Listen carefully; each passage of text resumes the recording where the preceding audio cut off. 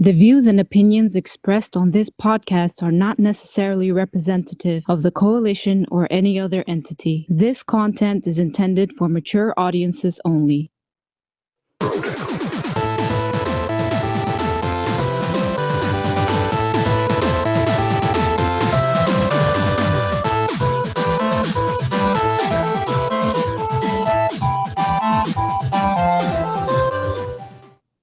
What's going on, everyone? Welcome to Throwdown Your Questions, episode 126.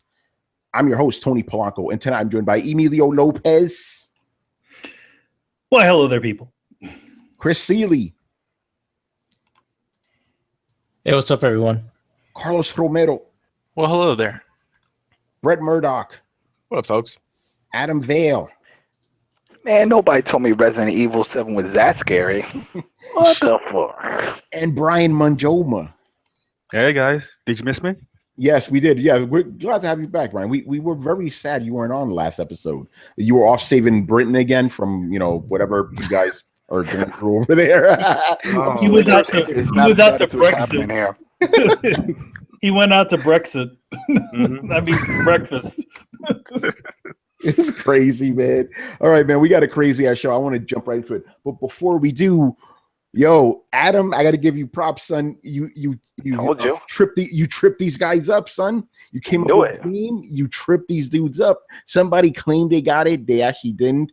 So we're going to extend the contest again. So if you want to win a copy of Super Mario How Nintendo Conquered America, you're going to have to, do the contest again. We'll give it to you at the end of the show, but we're going to also add a question to it just to make it a little easier, because we stumped you guys. I like that shit.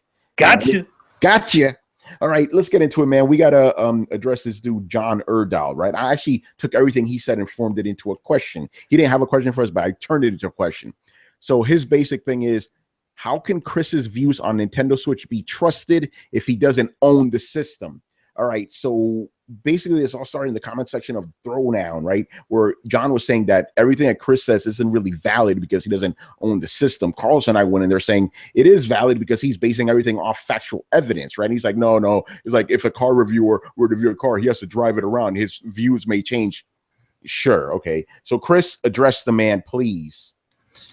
Well, let's start. I don't know how old John is, but I've been gaming since I was like 6 years old, and my first console was Atari 2600.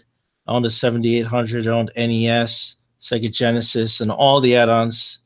I had N64. I had Dreamcast, PlayStation, every Xbox. Every Nintendo handheld except the Switch. Everything, every Game Boy before it. So you become sort of an authority when you have that level of experience with different systems.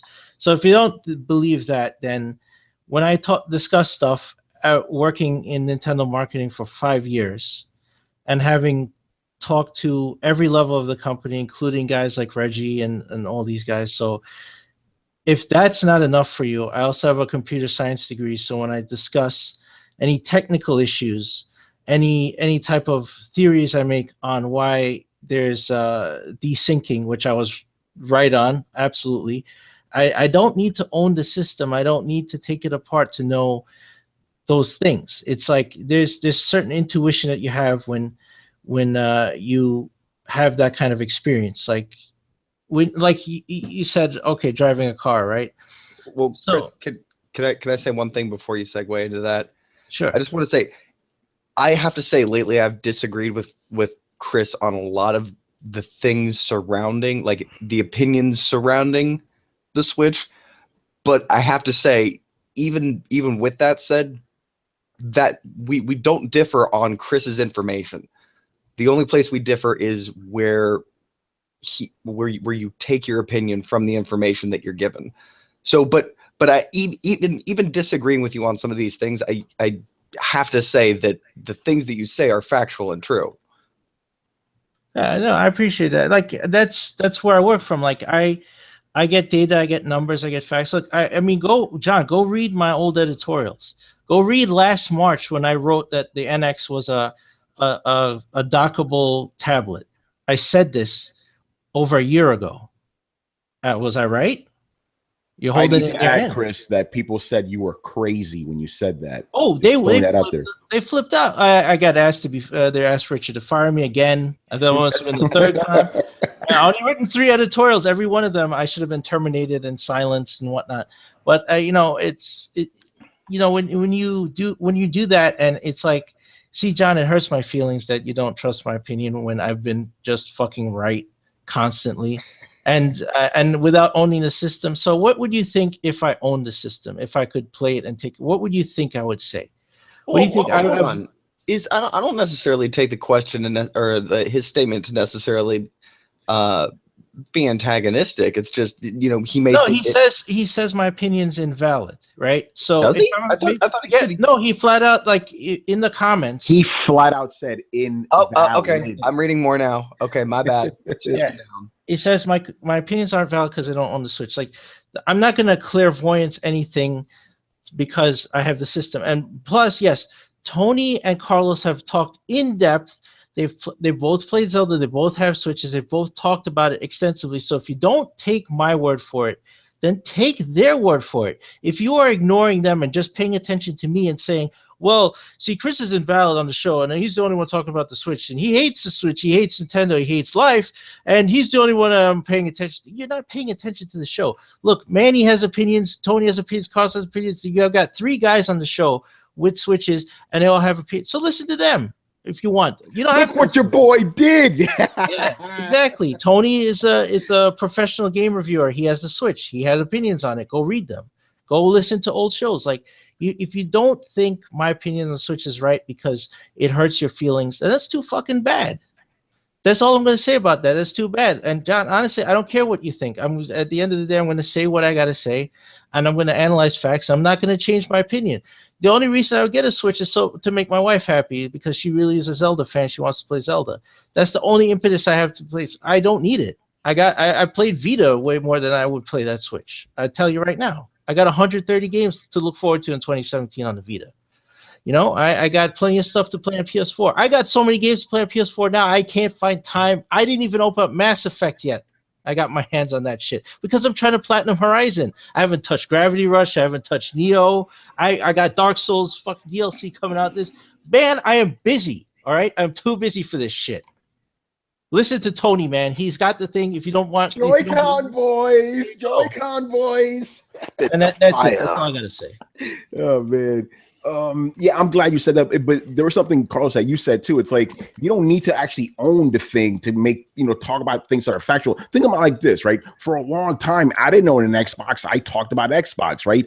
I was talking about factual shit. I owned an Xbox. Did my opinions change? No, because the facts didn't change. So if you're basing your opinions off of facts, then you don't need like first-hand experience. It's not really going to change anything. I have the Switch. I was going to call it the Wii U. I have the Switch. Did my opinions change when I got it firsthand? No, they remain exactly the same because you can't change facts. Facts are facts. They cannot be changed. Yes. That's the way it is. Now, granted, if you enjoy the Switch, that's perfectly fine. If we don't enjoy it, that doesn't invalidate your your love of it or whatever, right? And I just, in case you think otherwise, I do appreciate the fact that you are bringing this up because we don't want all the fans just agreeing with us all the time. That'd be boring, right? And you are at least showing us respect, unlike Damien, that fucking idiot. You know what I'm saying? But at the same time, just because you don't like what somebody's saying doesn't mean you have to get so upset about it. It's just fucking plastic, dude. So I just wanted to throw it out there. Again, I do. Maybe we should just start talking about random people's moms and see how they feel about that. Yeah, that's what this guy's cool. He's a Throwdown fan. I got no problem with him saying that. But at the same time, you can't be running around saying this dude's opinions are invalid when he's proven time and time again. This motherfucker, like all his predictions have come true so far. There's a little bit of weight there, bro. Just saying, So I don't know if we need to, move on, keep going with this. But yeah, I hope that answers your question. We're going to talk about Switch more this episode, a little bit more things to move on here. So next up here is Mr. Seth, our boy. It's Seth. By the way, thank you to Seth. He likes the Throwdown titles. He thinks they're very clever and funny. But he good. Thank you. But he also, yeah, I appreciate that. But also kind of didn't appreciate when he used that to take a dig at the Coalition's co-op titles. he basically said it's like look at Throwdown's titles, look how clever they are. They're not clickbait like yours. I'm like, damn son, come on. I like co-ops titles. They're fun. Every time I see those titles, I'm like, oh man, you guys are gonna get it today, boy. I like those, you know. But yeah, I do try to make clever titles and stuff. Like the last one, you know, the Andromeda Strain. Yes, it's the name of a movie, but there's also hidden things in there, you know, the strain of the reviews and all that shit, you know. But I'm glad people like the title, so thank you for that. Anyway, I mean, in general, Tony likes to make them a little bit witty, even if it's just funny to us on the show, because a lot of times we Tony will use you know, a heavy metal reference on the title, which no one will ever get, you know, unless you listen to heavy metal music or anything like that. Sometimes he'll use one of those just for the hell of it. Yeah, there's also been a couple of times where I've used inside jokes as headlines. Nobody gets it except us, but you know, it's amusing to us, so we use them. But you guys like them, so that's good. You know, that's great. Like, here's the thing: I know for a fact I'm kind of hurting our SEO by doing that shit. Like, if I were to put like, you know, what and Mass Andromeda is a horrible game, right? You know, it would be better for SEO, right? And clickbaity. Come on, I want to get a little bit more creative around here. You know what I'm saying? Yeah, I mean, to be honest, I mean, we're not like, you know, obviously we do want to get new viewers and have people come on there, but at the same time, we also don't want to be pandering to that sort of, you know, audience as well. Yeah, you know, we're not looking. We're not looking for a bunch of people to come in and be angry about these sorts of things. You know, we're all having fun here.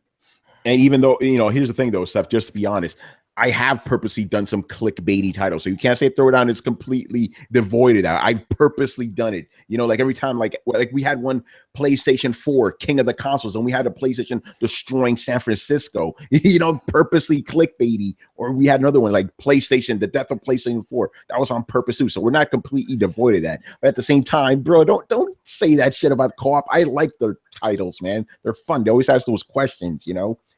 Anyway, let's get into it. So he goes, when someone mentions Forza Horizon has a rewind feature, actually, excuse me, any Forza game, when anyone mentions Forza has a rewind feature, the reply is usually we or I don't use that feature. If no one uses that feature, why do developers keep putting it in the game? I'm going to tell you why. Because the majority of people keep using the fucking feature. Those guys that say they don't use it are probably minuscule in number, you know, or they're just fucking lying. You know, they wouldn't keep a feature in there if people didn't use it. It's obvious people use them. Here's the thing of the no. I mean, there's a lot of people, a lot of gamers that, you know, go onto forums and different things and voice their opinions about things. But there's an even bigger amount of people who don't say shit. Yep. They're just in there. They're just in there playing their games and like, oh shit, this has a rewind feature. I love this. But they're not going on some forum going like, the rewind feature is so awesome. You know? Yeah, exactly. And by the way, just for the record, I have used the rewind feature. The thing is, I had to use it after being reminded that it's in there. I'm like, oh shit, I could rewind? I totally didn't even remember that. You know, it's a cool feature. Most people probably use it. The guys saying they don't are just like the vocal minority who just want to, you know, puff their chest and be like, I'm a real gamer. I don't use that fucking shit. You get out of here, man. Anyway, what do you guys think? No, you're right. And, you know, developers are a lot smarter now. Xbox lets you monitor usage. Remember, they talk about like engagement time and all that stuff. They get metrics from these games, so they know how people use and play the games. So they probably know how much that feature is used. Yeah, they're not going to bother supporting or adding a feature to a new version of a game if nobody's using it. They, believe me, they know that people are using it. And also, you know that the trophy and achievement system is a tracking system. Yeah, exactly what it is. They know exactly how many people are finishing their games, how many people are online playing their games, you know, and they're using that as in a lot of ways as a metric to gauge what features to keep in or remove, or even trophies to keep in and remove. You know, so there's a lot of games don't have very many online trophies. Yeah. Yeah, I use it too. I'm not too ashamed of it. If it's there, use it. Fuck. And it's pretty cool too. Like you're in this big race and then you just mess up and then you're like, okay, and you start it all over again. It's a Persia with cars, man. Exactly. It's cool this though. feature has been like in games since like 2007, if I remember correctly. I think it was like Grid was like the first one to like do it, and yeah, like it's just been a thing. And I can tell that Seth is like is not one of those guys that like, plays racing games to like, get like those lap times, because if he is, then he'd know that how amazing this feature is. So instead of having like restart the whole race, wait for it to load up again, and then do it, like just hit the button, and then boom, it like takes you back like 10 seconds, and you're sorted. You know, like get that corner right, you hit apex just right this time, or like you don't steer into like another car, like slow yourself down. You know, like this feature is amazingly useful. Like yes, you don't have to use it, but it's useful that it is there in case you want to use it. So, I'm getting the feeling that we like this feature on Throwdown. I don't have any problem with it. It's a useful feature, and two, you don't have to use it. So I don't see what Steph's problem is. Just so that people are saying that they don't use it. Like, yeah, but as Tony said, like that's just the vocal people. Like, yeah, as you guys have clearly said, like the vocal people like represent like a small minority of the actual people that are out there using it. Like, if you go to forums now, it's mostly filled with people just complaining about any game. But yet the people out there like not in forums are the ones that are enjoying the game, and that tends to be like the vast majority of people. Yeah, that's a fact. You know, but again, it's just people just talking all that shit. Again, they wouldn't keep that feature if people weren't using it. That's just the way it is. There's no outrage of people saying they wanted it to be gone. You know, it's still there. All right. His next question, also a Forza question. At what point will Forza stop using numbers in its titles? Meaning, will we ever see a Forza game titled Forza 19? No. It'll definitely get a rebrand or a refresh of the name before it does that. Yeah, you know, they all do. Call it Forza Vista, and they'll skip around. Like some will be numbers, you know, and then they'll mix it up. I just want to see Forza Baker's dozen. Forza ME. Forza CS. Yeah, Forza 2020. You know? Yeah. I was going to say is that we live in a world where we have like FIFA 15 and all that nonsense, and also Final Fantasy 13.3. That's a thing that exists. Well, so yeah, I don't think it's going to happen. But FIFA does it because of the year. Yeah, I know, but still, most sport games do it for the year. But still, it's just like it's a bit weird calling it like FIFA 15. It's like, so this is like the 15th FIFA game. No, not quite. Yeah, it's not the 15th. You know what it is? The only thing I could say is that you have to be in the know. You know, you have to be someone in the know of sport games to know that they all go based off of the year. You know, but then did they have like Madden like 25? Was like last year? That was the worst. They couldn't have done that. I don't know why they did that, because it was their anniversary. It threw the whole numbering system off. Yeah, they should call it like with wedding anniversaries. So like I think 25 is the silver, right? 25, yeah, I think so. Like 25th, yeah. So like, hey, like. Yeah, Madden, FIFA's whatever silver or something. I don't know. Yeah, whatever year plus the silver. Yeah, didn't that one come with the 8-bit version from Sega that they did with Madden? Because I swore they had one that had the mini game. I think that was the 25th one. Is it 25th one? All right. I think. Yeah, but like going back to Forza, like I don't think that they keep adding up the number, especially since it's a game that comes out every year. You know, like the reason why Final Fantasy does like one every time, like keeps adding one, is because it's kind of like a chapter to the franchise. So since the franchise still has like pristine and stuff like that, like they'll keep adding that number. But once that, like, if that shit ever dies down, they'll stop doing that. Yeah, and then the and Final Fantasy in general is kind of like a weird. It goes against the grain in general because it's called Final Fantasy, 15. Yeah. it's been 15, right. It's 15 versions of the Final Fantasy. Yeah, exactly.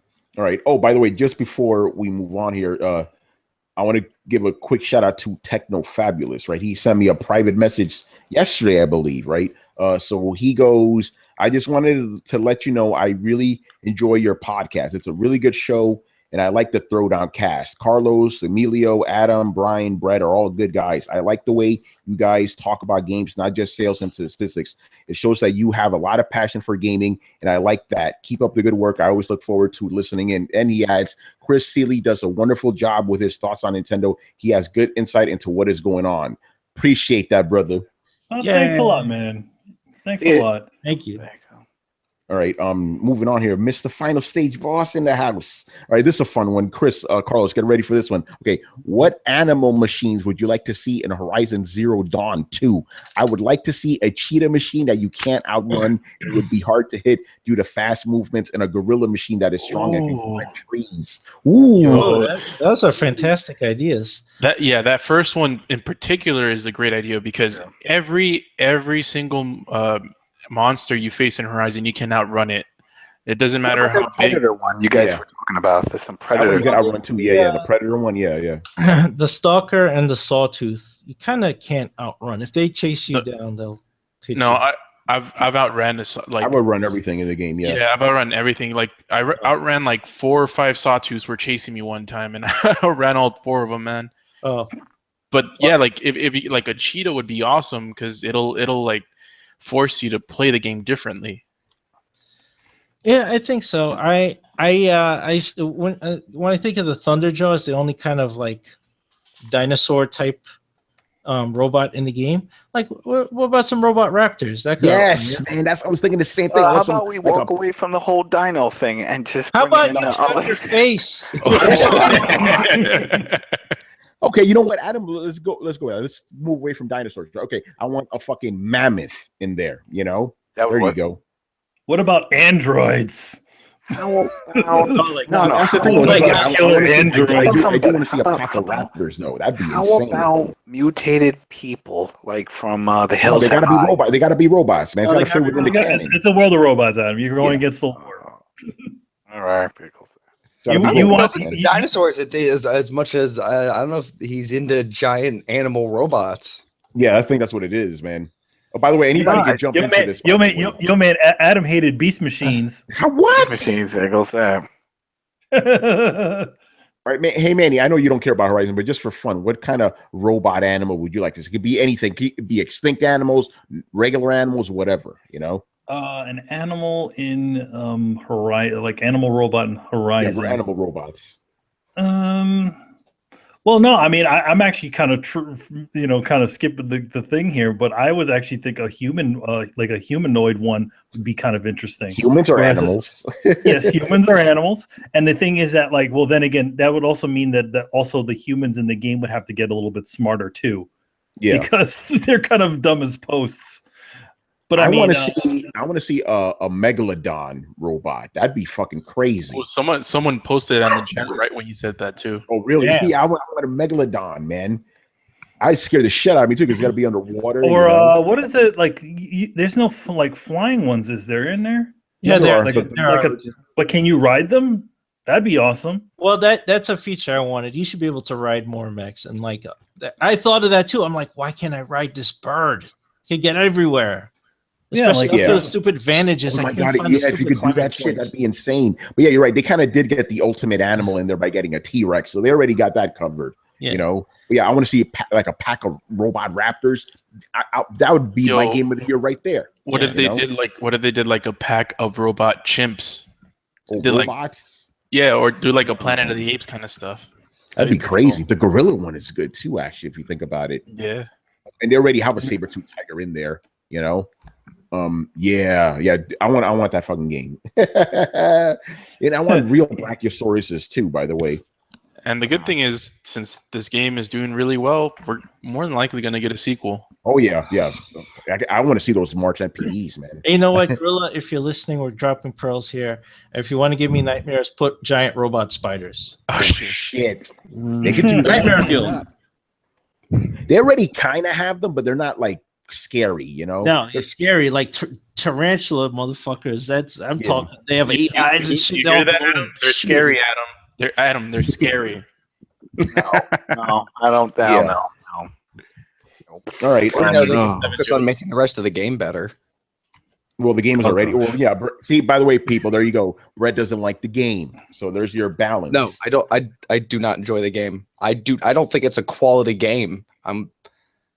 Yeah, disagree, but there I you go. don't get where all y'all come from. Like, I get that it's highly polished to a mirror sheen, but like the mechanics in it are just the same rehash shit we've had for the favorite. Say, like, I was yelling at Tony earlier today. I was like, "Why the fuck can you only hide in this special Heidi grass in the special city?" It's because she has fucking red hair. Damn it! That is so bullshit. Hide the red girl. Hide the redhead. She's the only redheaded girl in the whole world. And obviously, she's the only one who can hide in this red grass. In the ginger grass. Yeah, in the ginger grass. Ginger hair. That's retarded. I know. Like, we're moving so far backwards in stealth mechanics that like it's become first gen stealth mechanics. Like, actually, you don't need to just stand in that grass. If you wear the stealth Nora outfit and you put the stealth perks on there, I've actually just stood there and they lose sight of me. Like, or no, I know, down. but but that's not good programming in my opinion. That's just them being like, and this outfit breaks the system. Like, so every other game, every other game that does this, you get angry with. Like Assassin's Creed does that to a fault. Dude, Assassin's Creed has been pissing me off since that whole system's broken in Assassin's Creed. You could just be sitting there, and then guy would just, like, come on. My favorite one is when you sit in the bench. You're like running down the street all over the place, and then you just sit down on the bench, and they're like, "But nobody here." Just so happens that the only white guy wearing white is just sitting right there. But you can't be him. Like, he kind of looks like the guy I was chasing. You had to get away. Nope, not anymore. Now you just fucking like stand in a shop stall and be like, "I'm buying fruit." Like, is that blood on your shoulder? No. Yeah. What are you talking about? All you have to do is stand between two other people so that you look like a quote unquote group, and like you turn gray, and all the guards will like run past you. You're like, seriously, you can't hide from the cops by standing next to another guy. At a certain point, these mechanics become derivative of themselves to the point where they detach from reality and the thing they're actually trying to emulate. Well, that was always my biggest the biggest problem with the original Assassin's Creed. I'm like, okay, you're an assassin who is wearing pure white, and they can't find you. The only guy wearing pure white, and maybe those monks. Yeah, and that's it. Yeah. Yeah, the game mechanics, like they've been not getting good like for the past couple of years, man. Just Zelda Breath of the Wild is one of them. It's horrible game mechanics. Yeah, we'll get into that in a little bit. I think in general, like a lot of other games kind of straddle what I call the stealth level. You know what I mean? Where it's like it's just good enough to make you feel powerful, but not difficult. Where to the point where you feel frustrated, and I think that's always been an issue. I mean, Kojima has been able to find that level, but I mean, like, the stealth in Metal Gear is a lot more extensive than it would be. Right, like I don't expect that in Horizon. Like if I had to do the stuff that I did with Big Boss, man, I'd be pulling my hair out trying to fucking hide to get around this world. If I had to like crawl into things and like I had tools. Like if ever, because I mean the only way, like literally most people who have played the original, Metal Gear Solid 3 in its original form when it was still top angle, I mean you literally played that game crawling on the ground. Yeah, basically. Because they would even Metal Gear Solid 4, you played it crawling on the ground, basically. I wasn't just crawling; you do that weird wave. Yeah, like humping the floor. The worm. Oh man! All right, let's move on here. Next question from Mr. Let me just add something like just really quickly towards the end. I don't know what they're called in MGS5, but like what like those like weird like soldiers with like the glowing eyes. I think like the glowing eyes. Yeah, I want to see like a cheetah that moves like they do and has like the same eyes. I think that would just be insane, and it only comes out at night. It's like a motion flow animal. Like it looks like I don't know what they're called. Tony, Manny, I'm looking at you. Oh yeah, the skull. The skulls, right? Those guys are called the skulls. Yeah. Yes. I don't know if you want like a cheetah that moves like that. Oh, that you don't want that. Something like You want that, man? something like that was in Dying Light, and I hated when that shit would come out at Are you night. kidding me? That was the most fun part, running away from Yeah. those things. That's when you knew you were. That's when you go from a parkour boy, and then the sun sets, you become a parkour man. That would be I know. see, that would be an interesting dynamic for the next Horizon. That there are different batches of robots that appear at different times of day. So okay, during the daytime you get all the kind of Gallimimus looking ones and all the day looking ones, and then at night you get the real fucking shit, like the real. Yeah, messed up that's a looking really stuff. good idea. I like that. I also have to point out that there's only 2 of the 3 super predators actually in Horizon 1, and that would be like the lion sawtooth kind of thing, and then the giant bird. And so what you're missing the serpent. So I would assume a stricter or a giant anaconda or something. Snakes. Yes, a giant ass snake, man. Get a snake in that game, man. Yeah, because you have you have a T-Rex, you have a giant bird, and you have a fucking saber-tooth tiger. Yeah, you need a giant ass fucking snake. Or like a weird sea monster robot, like in other words, like it like lives in lakes and stuff. Yeah, okay, we need some sea shit in the next game, man. Some sea robot monsters. Dude, anacondas swim. Yeah. Oh man. Dude, I heard a really interesting theory that one of the reasons that the idea of the dragon emerged all the way around the world is it's the consolidation of the main predators that we faced in our Stone Age, which were giant snakes, giant cats, and giant birds. Makes sense. And you combine all 3 of those together, and you basically get dragon. Yeah. So it's something very deep in our psyche. Yeah. All right. Awesome. Okay. Last question for Mr. Final Stage Boss. Should Nintendo offer a data plan for the Switch? I'm assuming, if you take it out and shit, That shit don't work. Well, it's gonna need a new SKU because it doesn't have Right, it doesn't have a cell cell integration. CDMA or CDMA tech in there, so that what purpose would that even solve? Like to play Mario Kart online if you want. Yeah, but then again, you're not probably going to get enough lag-free service to be competitive with that. Oh yeah, our internet's yeah, but then again, Brett, all you need is to be like in 5th place and get a blue shell, and you'll get in 1st place. Damn. But I don't know. I mean, the thing is, look how well the data plan worked for the Vita. For the Vita, and it worked. The Vita, it worked for the how much it worked for the Vita, and it didn't. By the way, it was fucking not working. I think that when they said, "Oh, we partnered with AT&T," and everybody went, "Oh fuck!" The worst fucking company, if they said Verizon, that would have been maybe a little bit better. But even then, especially now with all of these services now offering unlimited data, it would just make no sense. Oh yeah, unlimited, but if you want to use this service on here, you're gonna have to pay this amount. Yeah, but that shit's still slow and unreliable, and there's prevalent enough Wi-Fi that I think a Wi-Fi enabled device is pretty much enough these days. And even Wi-Fi is still kind of janky and slow. Yeah, like Wi-Fi still has its problems, but like 3G and 4G, like I would not try and game over either of those. In fact, I can tell you from having tried to game via my PlayStation and a mobile hotspot, gaming on 4G it doesn't work. All right. Next question here, Mr. Maximum Graphics. Okay, this is an interesting one. With the Quake Champions beta just dropping recently, do you think it will find success in today's age of casual shooters like Overwatch and Destiny? Quake Champions, like its predecessors, is a twitchy, skill-based first-person arena shooter that is hard to master and requires high level of play.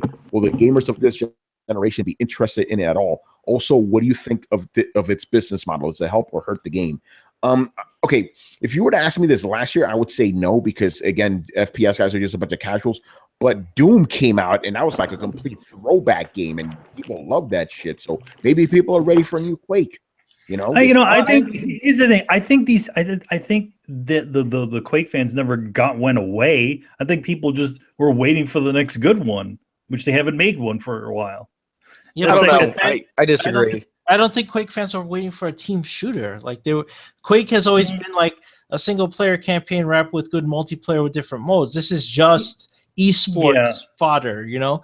And we have a bunch of those. I mean, they're hit or miss. Like Blizzard hit the right buttons somehow with Overwatch, like great character designs and funny stuff. And they kicked Battleborn right out of, like, nobody bought that game, you know. And so I think that community is fickle and they'll attach to something. If there's not anything attractive in Quake Champions, and B, if those controls aren't tight and it doesn't play well, like they're sunk. These guys are picky, right? You know, I find it interesting that Quake is doing this sort of MOBA sort of thing.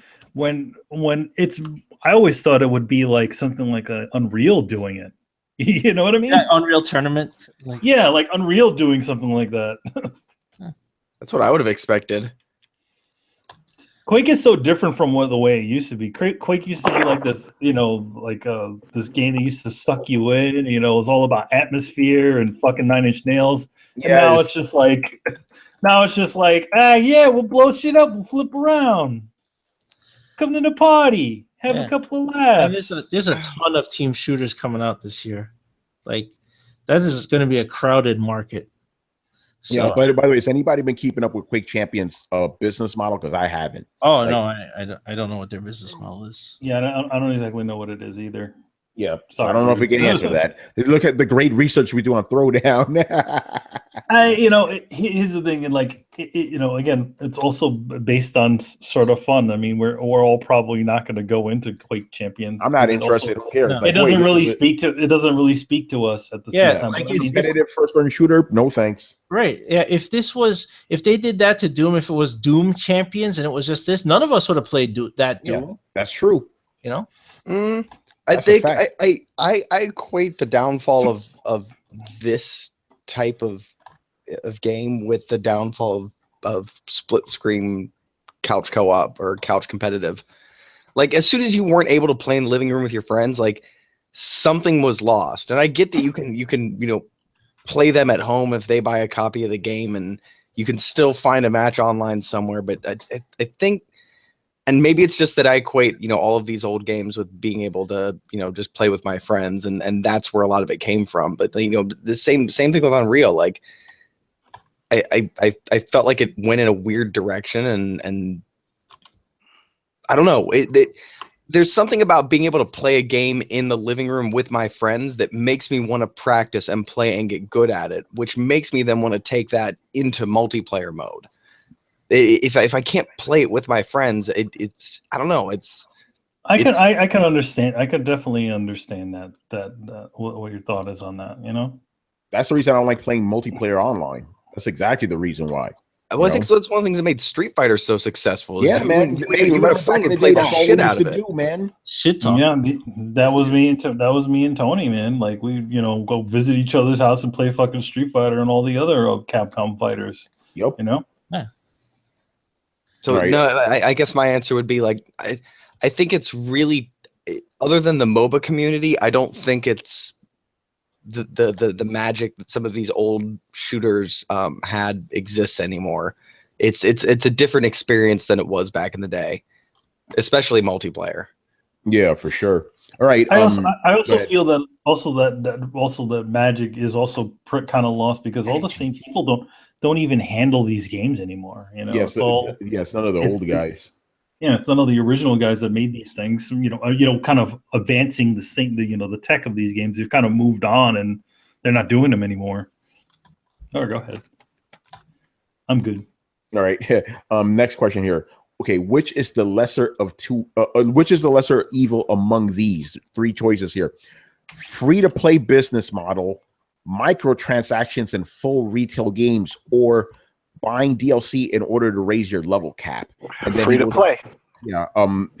Before we give our answers, he goes, free to play might not look bad for most people, but I have a problem when a AAA full retail game that I bought becomes free to play. This happened to Evolve, which I absolutely loved playing with just the AI bots. The bot AI in the game was actually pretty good. When it came to when it became free to play, it changed a lot of the things in the game to fit the new business model, which ruined the experience for me. After that, the game died anyway. In just a few months after the transition, the game died a month after it was released. Just to get that out there. But which one of the, I'll let you guys answer because I don't really know if I have my answer. Adam, you said microtransactions, right? Oh no, free to play. Why do you think that's worse out of all these? It's just you. Wait, the lesser among these, or Yeah. the lesser, the least awful amongst those. Yeah, the least awful. Oh, the least is microtransactions then, because it's optional. You know, it's something that you could put for the free to play. It ruins the game. You know, so microtransactions, it's optional. I mean, most of the time it's just, you know, oh, do you want this better weapon? It's most of the stuff you can get in the game, but you just have to do a grind. You don't have the time to do the grind. Yeah, some people are like, hey, that's not fair. I this and this and that. It's like, yeah, well, if this guy travels for a living and he only gets to play games on a weekend, then he wants to, you know, experience the full experience of the game. And if he has to pay 99 cents for a super gun that'll get him past this boss, then so be it. It's his option. Because I agree, I want to piggyback on that with you. There are situations where you can play like pay a full retail game for its multiplayer, and then buy cosmetic DLC that affects the game in no way, but lets you sport different outfits or different things like that. And sometimes those can actually be fun. Like if a game's been out for a while, I'm like, hey, you know, we threw some new outfits in fucking Soul Calibur 6 months later, and we're charging you, you know, $2 for a costume pack that refits everybody with a third costume. Okay, fuck yeah, sure, why not? I'm not saying it happens all the time, but I do want to say that the whole microtransaction and full retail game is the only one of those three options which doesn't definitely ruin a game. Yeah. I can concur with that one. I don't mind the microtransaction to get other different additional things in the game, but I do have the, you know, problem with it. Like if it becomes to the point where it's like it really affects your gameplay. What game was it? Was it Final Fantasy 15? Which one was it that in order to get the ending of the game you had to pay for the DLC? The ending wasn't. It was a Capcom game. That's recently. Asura's Wrath. Asura's Wrath was one, and also Dead Rising 4. Oh shit! Fuck that shit. Yeah. Yeah. But, they called it they called it the true ending or some bullshit. True ending in Asura's Wrath. Yeah. Yeah, so like, what do you guys think about, for example, microtransactions where, like you guys mentioned about like having, like, for example, costumes and maybe different armor and stuff that you can buy? What if that armor and costumes is you get it from the disc itself, right? But you have to pay microtransactions. They did that in Dead Rising. They did that in Dead Rising, where the stuff is already in there. It's just, you know, you in order to unlock it. That is total another bullshit. I mean, yeah, Capcom did it for years with all those Street Fighter games. Fucking Marvel versus Capcom was like, I think Jill Valentine or somebody was locked. Yeah, Jill Valentine and Shuma Gorath. They said they were locked out. Yeah. Yeah, they did that with Dead Rising also. Yeah, that's why I think microtransactions are actually the worst out of all of them. Well, they can be. It's optional. You see that all this stuff we're talking about, that's all optional. Yeah, no. Some games they ruin no matter what. Like I have seen games where microtransactions definitely will ruin the game or they'll lock stuff out of the disc, and that's bullshit. I'm just saying there's a very rare scenario. It's like when they first sold us DLC, they told us the idea was, oh, it'll be additional content between the time it takes us to make sequels, so that it'll help the developers because there won't be downtime or they won't have to fucking fire people and then rehire a whole bunch of people later. They can actually keep production going, and it gets more content to the gamers. Did it happen that way 90% of the time? No. 10% of the time, yes. Every once in a while, a game will release a good additional DLC content that expands the game. I think Fallout's been actually a really good example. They got done with the game and they immediately started working on the DLC as the game went through quality assurance. So everything was kind of coming out in the streamline. So it doesn't always work, but it sometimes works. What ruined them is season passes. Every single free-to-play game has been ruined by the free-to-play structure, in my opinion. And every single game that lets you raise your level cap by a DLC is basically holding your friendship and your ability to play with your friends ransom. Everybody else gets to go through this gate unless you pay $20. Borderlands did that. Yeah, that's a bullshit and dick move.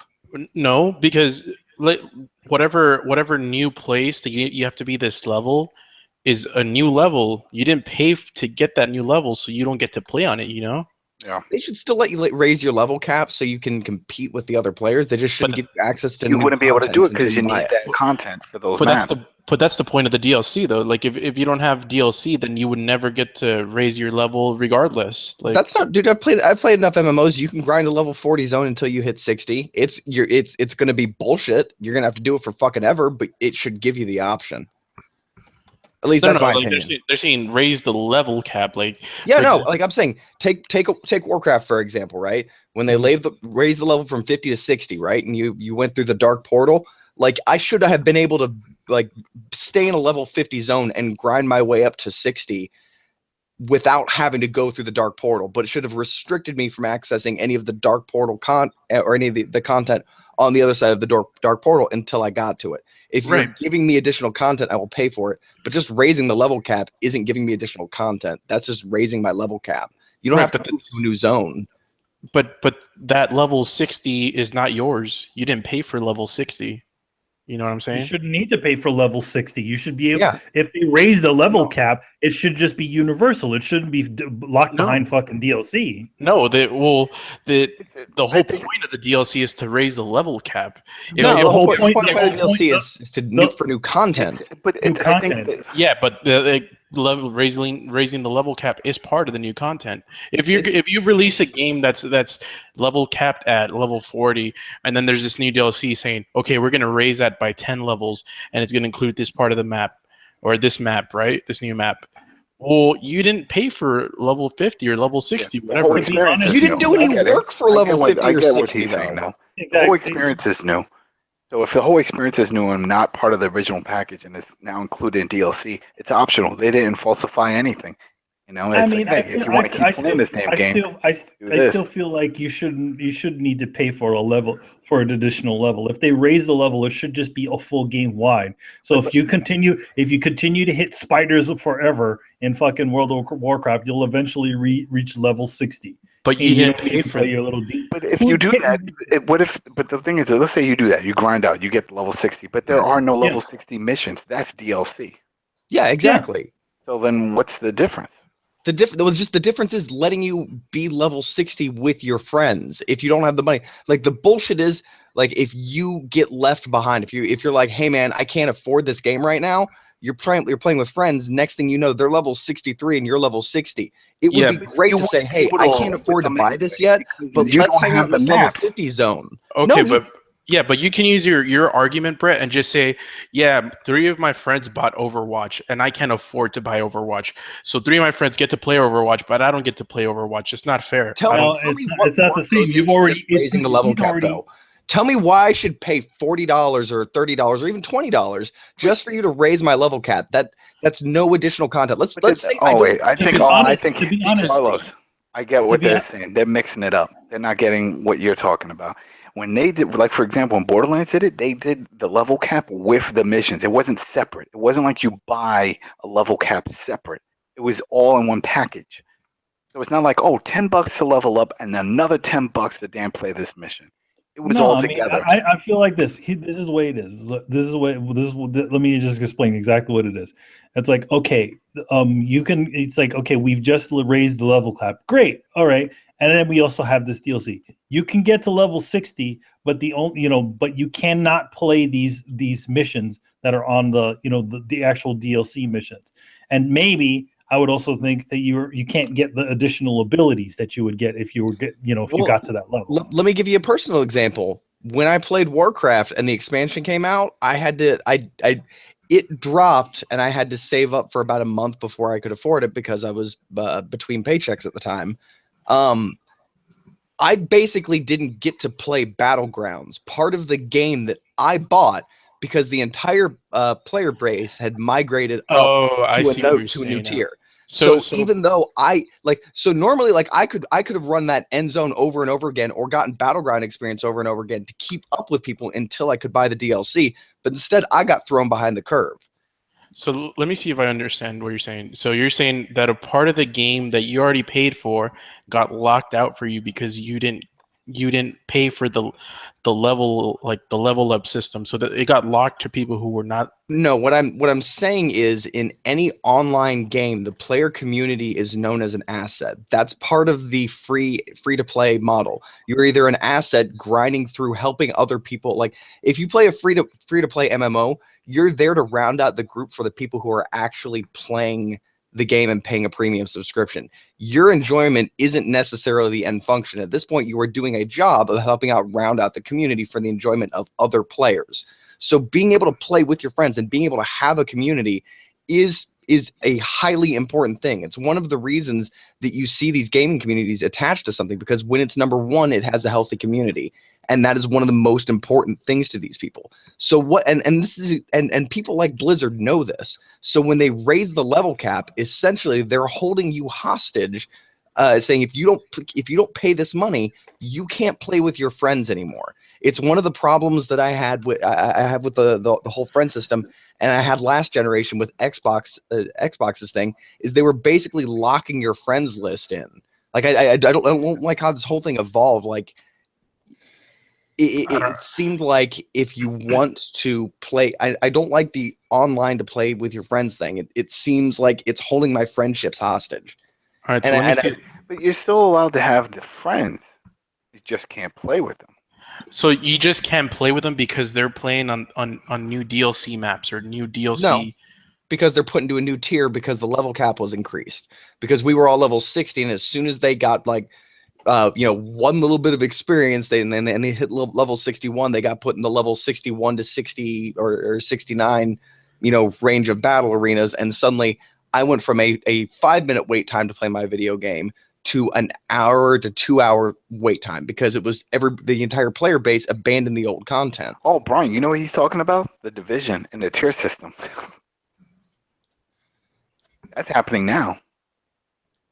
Yeah, I mean, it happens in every MMO. Yeah, it's that my buddy, he just got into division and he's trying to find a match and he can't find anybody because everybody's jumped to different tiers.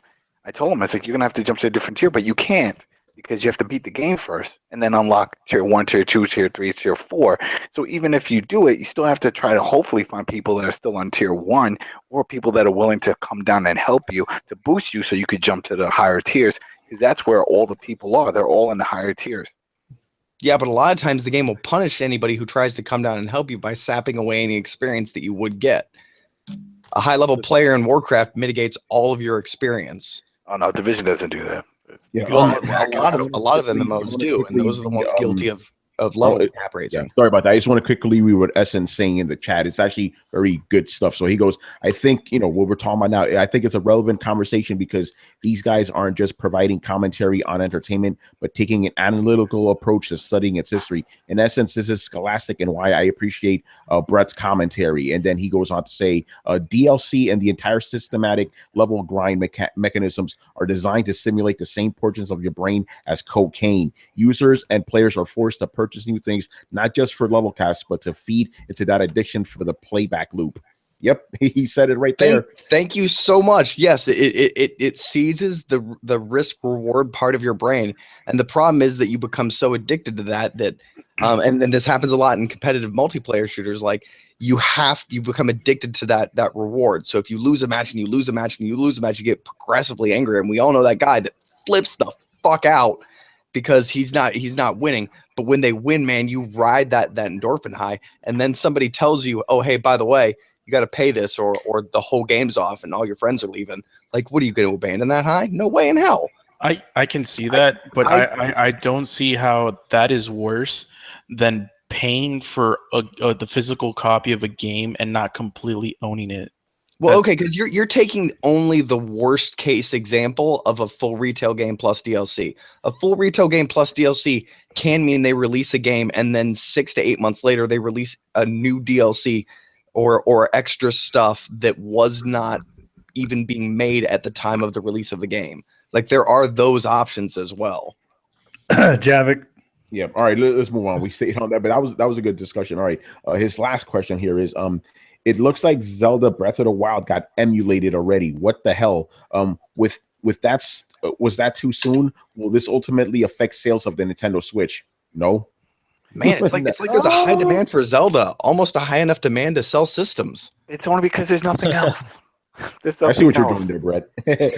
No, dude. Listen, games get emulated all the time, man. You don't see the sales. It's not as usually because there's a lot of stuff involved in when it comes to emulation. A lot of times, the emulator doesn't mesh with your fucking graphics card, or if you're running Zelda in high mode, which I'm sure that emulator does.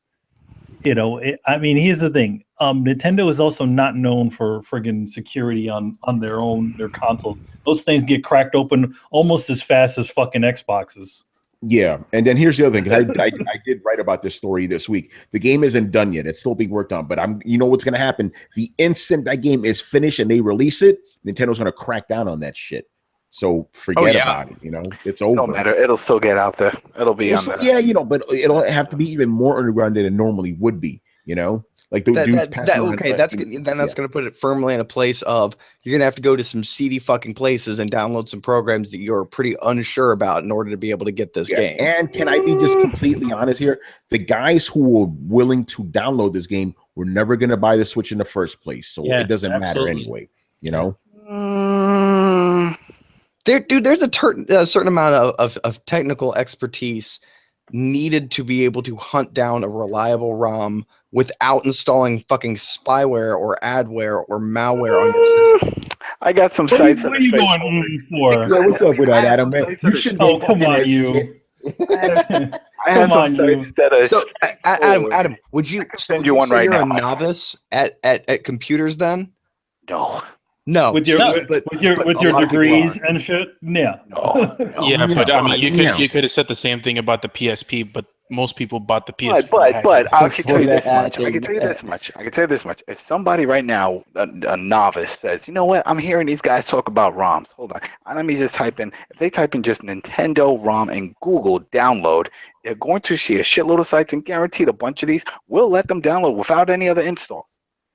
That's easy to find. Now it's harder to find ISO versions of like an 360 game or a PS2 or PS3 games. Those you really have to go through some other methods. But for a ROM, I mean, if you type in right now, you'll probably find some sites that have a bunch of pop-ups because that's how they're making their money. But if you have a pop-up blocker on your browser, which most people do already, then they can download a ROM. I don't think it's going to be that hard for them. But it's not going to affect sales. I highly doubt that. It's not going to affect sales. No, it's not going to affect sales. I highly doubt that. I mean, Nintendo's controlling that anyway, so. Yeah. Nintendo has if anything, Nintendo will probably use that ROM later on. They've done hey, this is pretty good. They fixed a bunch of shit that we didn't even think about. Put them on a virtual console. Yeah, put on a virtual console. Oh, man. All right, moving on here, Mr. Phantom Vash. Right, movie question here. What are your thoughts on the recently announced rated R Venom film, and who would you like to cast in it? I heard about this, but I'll be honest, I don't kind of care. What? I really, whatever. They fucked up Venom so bad in Spider-Man 3. I'm like, just prove to me that it's going to be good. I have no faith right now. That doesn't necessarily mean the fact they're willing to go rated R means they're willing to change some things, and that alone, babe, we went from the world's worst Deadpool to the world's best Deadpool. Yeah, and remember, Brett, up until the instant I saw Deadpool, I was like, I don't know about this movie because of the last Deadpool movie, or the last instant Deadpool was in a movie. So I'm going to treat this the exact same way, hoping I'll be pleasantly surprised. But right now, is Marvel even handling this thing, or is it just the Sony? That's the thing. I think it's Sony, and that leads me to be a little wary. If it's in the Sony, because obviously Marvel is handling the Spider-Man Homecoming deal, right? Yeah. But I don't know. I mean, Sony still owns the rights to all the Spider-Man bullshit. Yeah, but they have consultants from Marvel helping them out now. We don't know if we don't know if the consultants are going to be on the Venom movie though. Well, the key thing is Spider-Verse. It would have to be. The key thing is it doesn't. That's the thing. Marvel's trying to do quality control. They're trying to you got to understand. The thing is that the Spider-Man deal does not officially affect any of the other properties that Sony has the rights to. So they can make a bunch of willy-nilly one-off movies that they want, and still not need to have any of the Marvel people involved, other than making certain approvals. You know what I mean? And the only reason why the Marvel people would need to be involved is if it's part of the extended universe, which Venom is not going to be part of. And Venom is not going to be part of because they already said it's going to be rated R. They're not going to put one of their characters on that movie. And then we're talking about a Venom movie. I mean, Venom is a cool looking character, but he's kind of nothing without Spider-Man. Yeah, remember that miniseries that came out in the 90s? It was cool when you were reading it, but then when you look back, it's like, yeah, this was kind of dumb. Venom, like friggin' Eddie Brock is a conceited asshole who doesn't like it. The only thing he works as is the anti-Spider-Man. Yeah, that's all he really works as. Spider-Man, does things for his family. He does things for others. He helps people. Venom is the total opposite. He's somebody's twisted by this costume, and it doesn't work without Spider-Man in there. So what are they going to do? Just guys who show up like, okay, do I feel sorry for him? Are we going to try to make a dumb comedy with this? It doesn't work. Yeah, I don't know. I was a huge fan of Venom when I like. This is, I guess that's one of the few bastions. Like now that Deadpool's been pulled out of the C ranks and is a huge thing now. Like everybody and their fucking brother loves him. But like back in the day, like I love Deadpool, I love Venom, I love Carnage. Those were some of my favorite characters. Like I God damn it, like I like Spider-Man, but Spider-Man like I liked Spider-Man for about 3 month spurts at a time, and then I just get so fucking burnt out on him because it was just the same reason I had a problem with Superman. It was just too fucking goody two shoes. As somebody who was getting into fist fights regularly, like I know that's not actually the way that the world works. The whole Superman, the whole Spider-Man portrayal, like sunshine, like I have enough fucking attitude. It's the whole idea of like anime spirit, like, but even then, like animes will go darker than the comic books ever did. Not 90s Spider-Man. Yeah, right. Torment, Torment and all that Todd McFarlane stuff. That was pretty damn dark. That was pretty brutal. Yeah, that stuff was dope. But yeah, I don't know. I need to see more. Right now, I don't know. I'm not sure. Yeah, I like the symbiote story. I want him to extend. I want to see fucking Carnage, man. Like Carnage, I love the fact that Carnage was just a batshit crazy symbiote. But again, on their own, that's what I mean. Like on their own, like Venom would be good in a Spider-Man movie, but on his own, I don't know about that. It just seems like Sony's like, hey, can we do something on our own, Marvel, please? And Marvel's like, yeah, sure, go ahead. We don't care. I agree with that, but then at the same time, like, would I rather see a Punisher movie or would I rather see a Venom movie? I'd much rather see a Venom movie. I'd rather see a real good Punisher movie. I think I'd go with the Punisher for you. Fuck that. I would rather see a good Punisher movie. I don't feel like Eddie Brock has enough to him to kind of. But it's not Eddie Brock.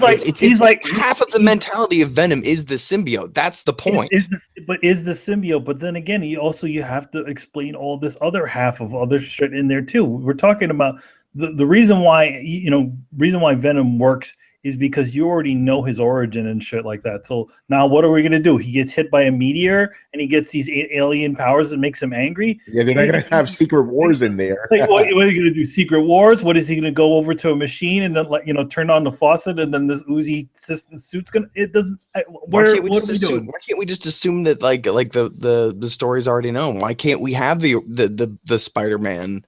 Because Venom hasn't been seen in the movies, and most people don't know who Venom actually is. Sony producers would never let that slide. They don't know who Venom is. They be like, explain it to me. That part of the movie will be there for them.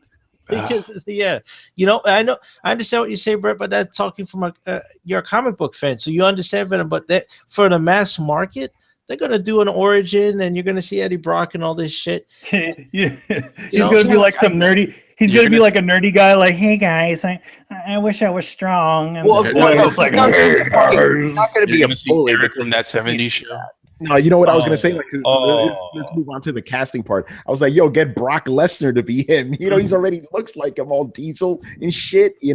There you go. That's why I picked Brock Lesnar. They're gonna. You know what they're gonna do? They're gonna get a pretty actor to play that role. And he's gonna have some sort of problem. He's probably not gonna be white.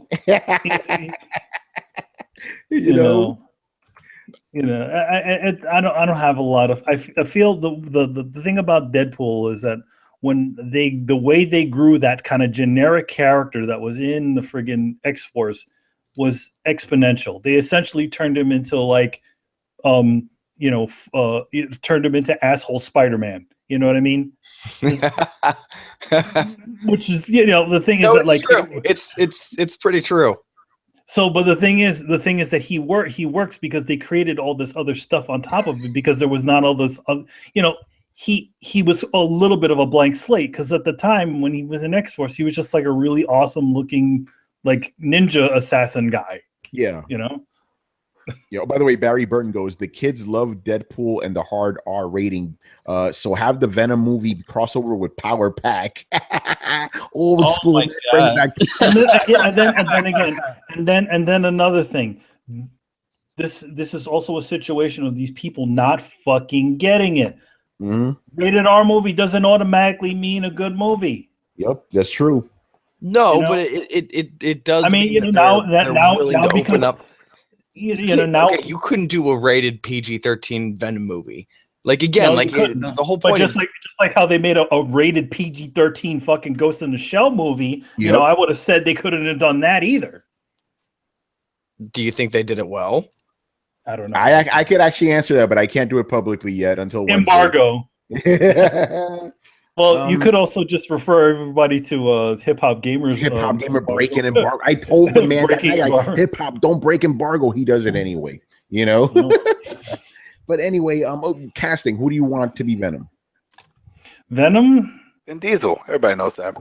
Yeah, I'm thinking his Brock Lesnar because he looks family. exactly He's like just going to be Eddie saying family every 2 seconds. Venom family. Or that or Groot. No, see, that only works if he's a CG character. See, Jason just like I'm gonna go get him. No, he's too old. He's never too old. Okay, if we wanted to go with people that looked like real Eddie Brock, I wouldn't say Brock Lesnar, because Brock Lesnar is a post. Yeah, just John Cena. No, John Cena would be good. He looks like that. Maybe, yeah. You know what? We go with John Cena, or we could maybe take Batista in there. Oh, he's not going to play two iconic Marvel. Yeah, no, he can't do it. Yeah, I can play two of them. I just stick a crew cut on my head. All right, everybody else. Hey, listen. Hey, he was in James Bond. He was good in there. Yeah, he was. Can I say that I think that the whole Eddie Brock thing came out of a time when super jacked was kind of just the style everybody was doing. It's called the 90s. Yeah. So I don't necessarily think that Eddie Brock has to be huge. I mean, Batman used to be just as fucking big. Batman's still huge. Yeah, he's still monstrous. Yeah. Yeah, not as I don't feel as much so. Maybe that's look at Jim Lee Batman. Yeah. Like his muscles have muscles. Yeah. Steroids for everyone. No, I'm talking about like movie when they pulled into movie Batman, they don't make him nearly as stacked as comic. No, Michael Keaton was just a normal guy. Like he just. So I'm not thinking that you're gonna have Eddie Brock be stacked. Venom may be huge, but I don't know that you have to have Eddie Brock be stacked. In fact, they might make him more normal. Hire Tom Hardy. Why not? Yeah, I mean, you can make him like ultimate Venom. He's just a normal kid, I'm Venom. I will teach you the ways. Yeah. All right, I want to move on from this. This actually no, we are Venom. Sorry, we are Venom. Yeah. The next question is, what is the best John Williams score? Oh, what are you doing here? What are you doing? It's Star Wars. I will go with Indiana Jones. Ooh, that's a good one. No, what about Superman? I love Superman as well. It's like choosing choosing your favorite kids. But I love a lot of the music cues, and I love the music cues in Indiana Jones. Yeah, I'm gonna go with Superman because everybody else is gonna say Star Wars, even though that would have been my answer. I'm going with Indiana Jones too. Oh yeah. Yeah, well, it's got to be. I'm going with Huey Lewis and the News. Back in time. Well, that's not John Williams. It is to me. Nobody did say Jurassic Park. We listen to the news, baby. No, I mean, I think he did do the score for Back to the Future, so you can say yes, he did that, but he didn't do that song. You didn't do that. So I was Huey Lewis in the News. You know, people could bring it back and be like, "Yeah, I loved it when he did Lost in Space in the Time Tunnel." Oh man! I'll say Star Wars, because obviously it's the obvious answer, but for two things. Number one, the fact that every Star Wars movie starts with that theme. If that theme wasn't good to start with, it wouldn't be in another Star Wars movie. Now they have to do it for every movie. If a Star Wars, did Rogue One start with that theme? I forgot. Nope. Okay, but it was an anthology movie. But if a proper Star Wars movie does not have that opening theme, it's not a Star Wars movie, and that's. Rogue One, you ain't a Star Wars movie. You ain't a Star Wars bullshit. It's a side piece. Anyways, like a side bitch. Number two, if you have someone walking and you put the Imperial March theme on them, you know they're a bad guy. Yes. It doesn't matter. You don't need any context. Put the person walking, put that theme. You know that person is a bad person. And that's all I got to say. No, I agree with those. The point I'd like to make is there's. By the way, Back to the Future wasn't John Williams. Somebody pointed out. I think. Oh, wasn't? Okay, so there you go. Where is it? I got to throw Jurassic Park in there because you could pull almost anybody aside on the street and be like, "Hey, hum me the song from Jurassic Park," and they'd be able to do it. Yeah, Adam can't hum it. Adam can't hum it. Because he hated that movie, man, because it got dinosaurs. I don't think you get it. It's like, I like dinosaur movies. I like dinosaurs. I just don't like hunting them and fighting them in games. That makes no sense. It's pointless. Hey, anyway, we're not getting into that again.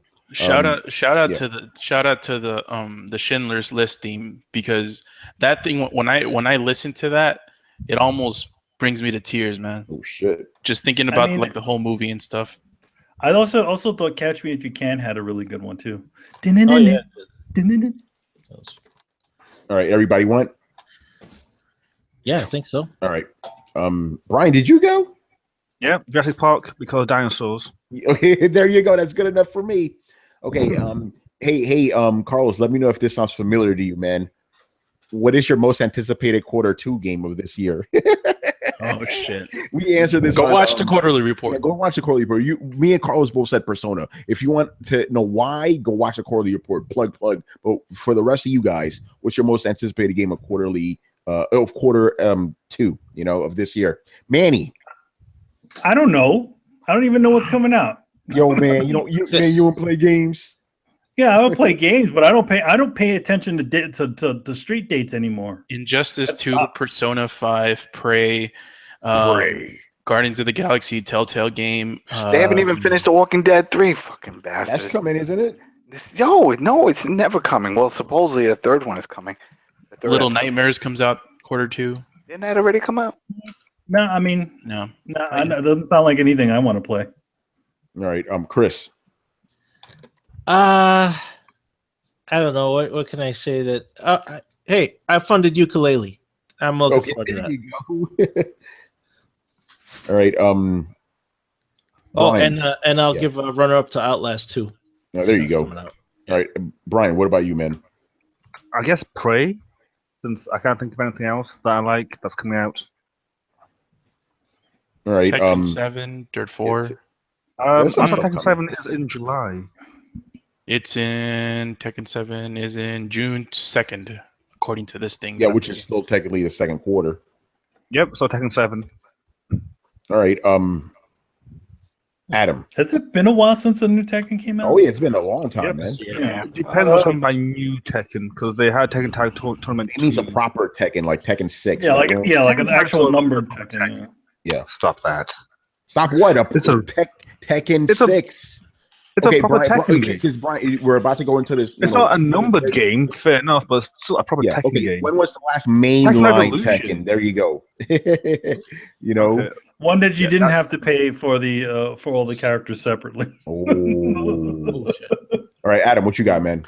Quarter I two. think Persona. I think Persona 5 is the only one that I'm sort of looking forward to, but I have such a backlog now. Yes, it's fucking ridiculous. I know for a fact I'm probably going to buy Persona. It's just going to be there because I got other shit. And you know that Persona is going to take a long time. Yeah, and I've been playing. I don't know if That's a the summer listeners, know, but there's a horror game that came out. This Resident Evil 7. It's really scary, and I've been playing. I mean, no one's really been talking about this. Yeah, so go back to Throwdown at the beginning of the year. I don't know what you're talking about. You were out that episode, but I think we sort of like 8 episodes in a row, bro. I don't know. Hip Hop Team is the only one that spoke up on this. And get out of here, man. I come over to slap the shit out of you, man. Yeah, though, I guess the only game that I'm kind of looking forward to is Full Throttle, maybe, and that's about it. What's that? Shit, I forgot. There is something else. Hey, Manny, what about Rhyme?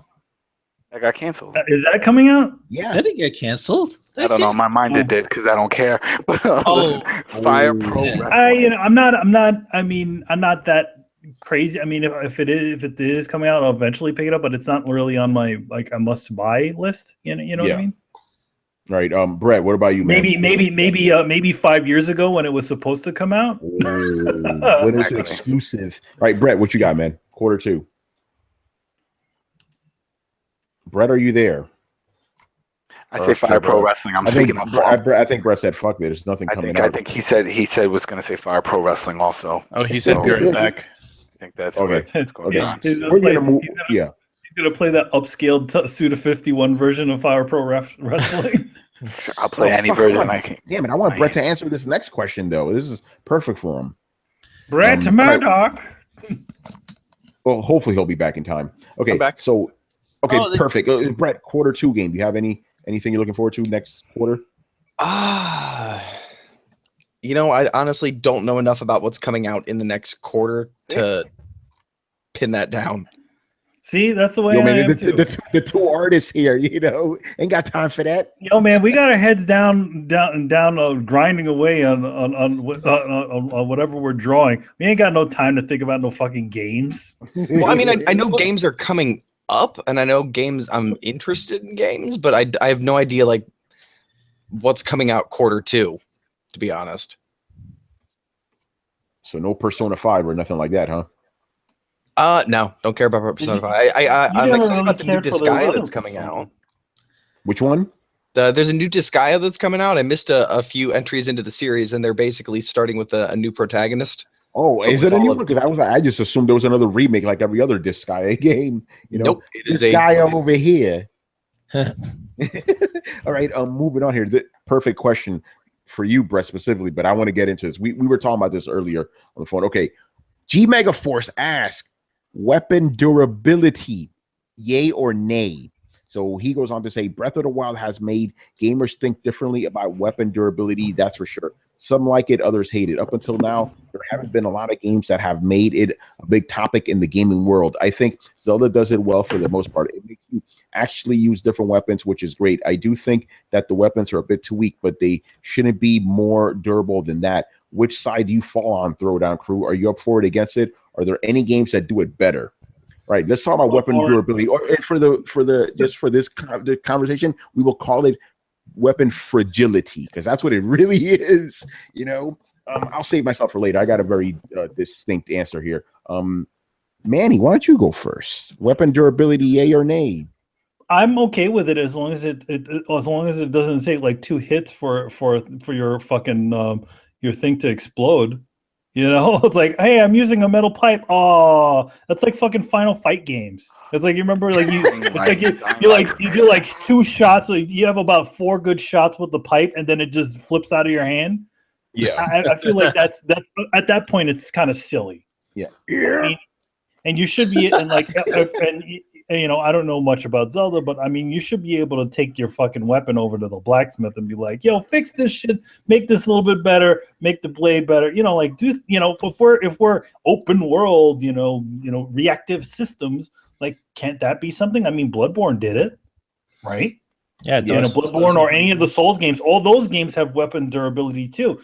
The more you use the weapon, obviously, the more, the less energy, the less man, we're in pair. Exactly. Even Diablo had it, but at least it didn't have it that would totally break. It would just be worn and it wouldn't cause as much damage, but you can get it fixed. Okay, let's Yeah, compare apples to apples here.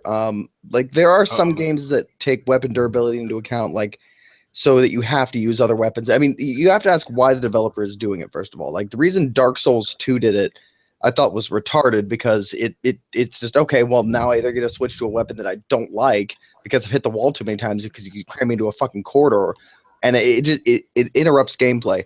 But there are other games like Dying Light where it casts weapons as more of a disposable commodity, which makes you kind of more reckless in how you use them.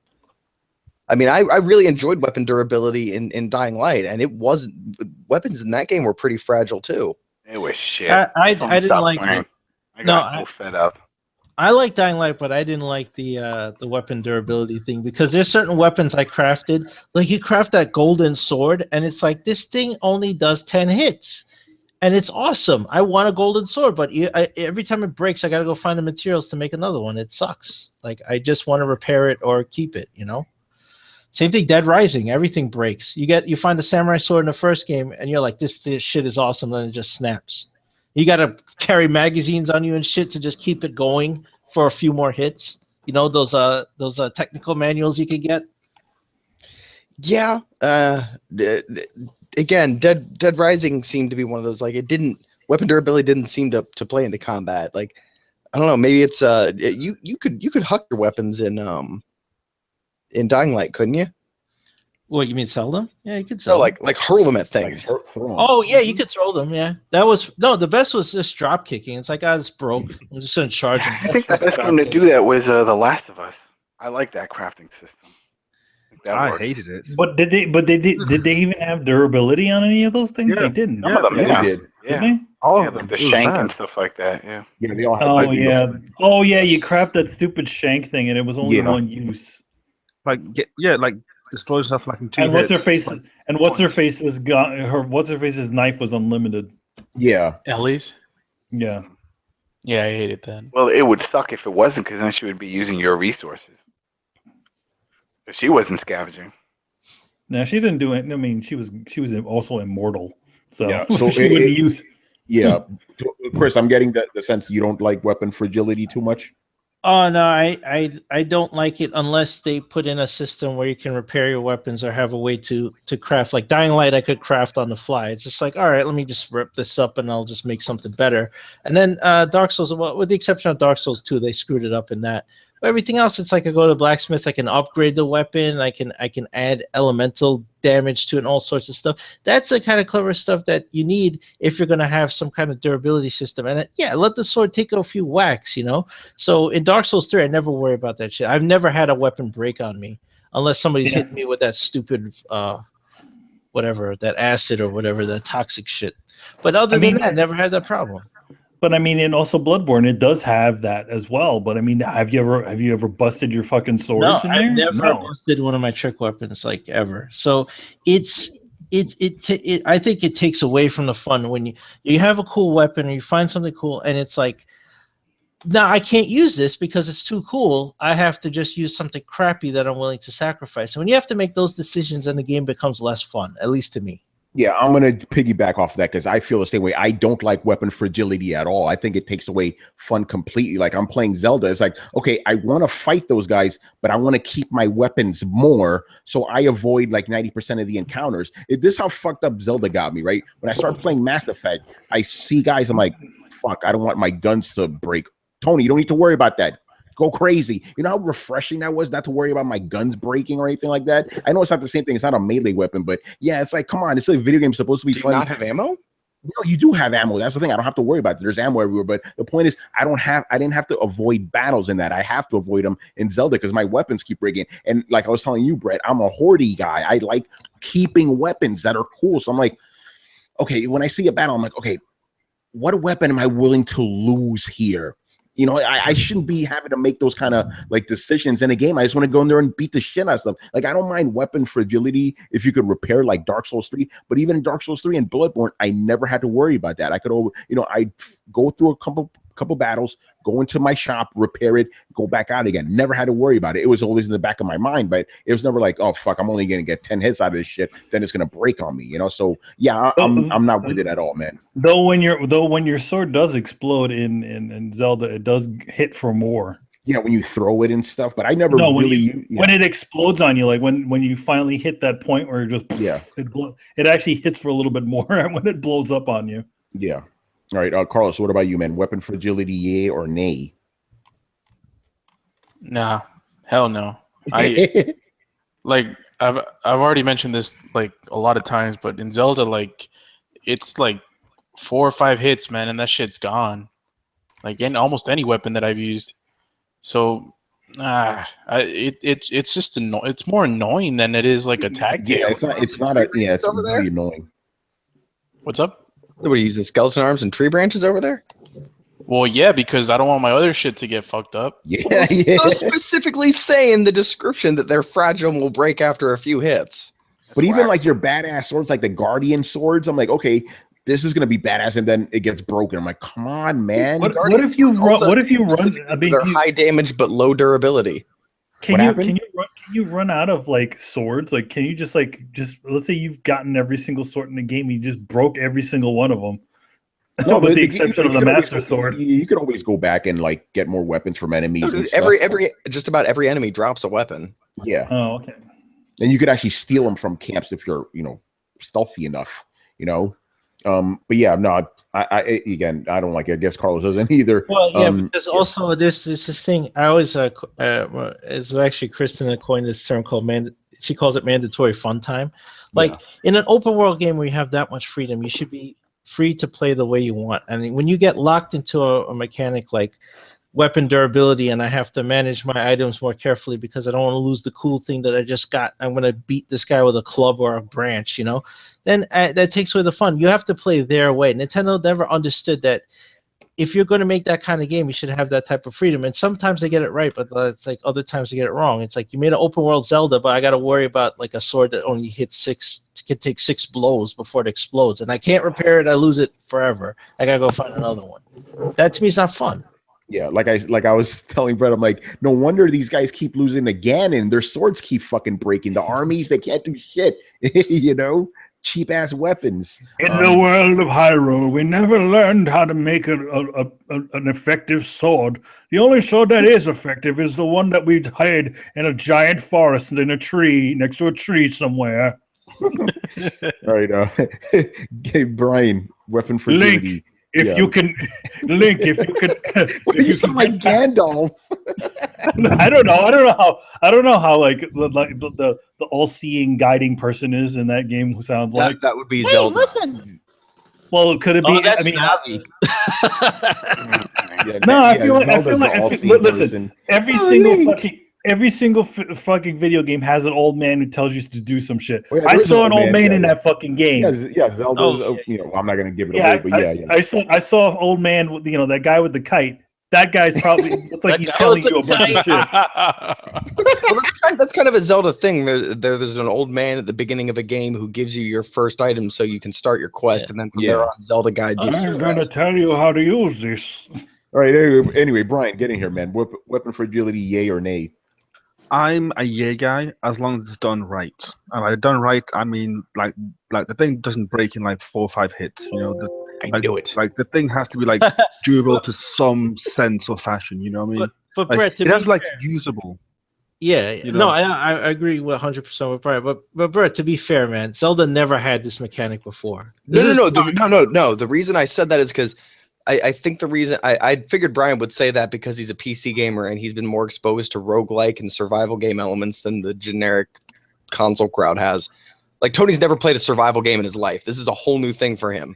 Oh no, I have. Remember what I told you about Just Starve? I'm like, this is bullshit. Fuck Don't this Starve. game. Did you play that shit for like 10 minutes? Yeah, it was bullshit. You didn't even play it long enough. That was his version of the game. Yeah, that was I'm like, I version gotta of what Just Starve. the fuck is this shit? Then I played Ark for like half an hour. That was bullshit too. It's like I gotta make all this stuff. Why? This is dumb. But yeah, so I'm not with it. But anyway, go on, Brett.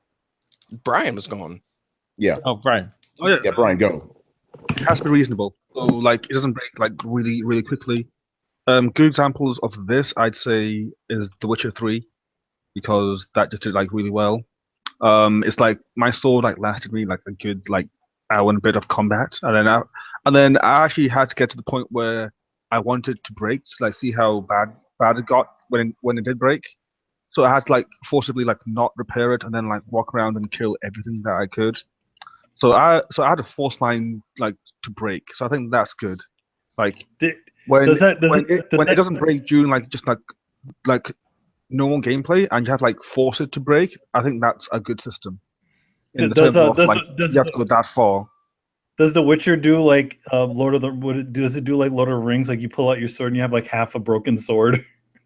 No, it still has the full sword in the model, but it shows it as red on your character, so that it's like broken, and it does so little damage. It's weird. Well, it's not weird, but it's just so little damage.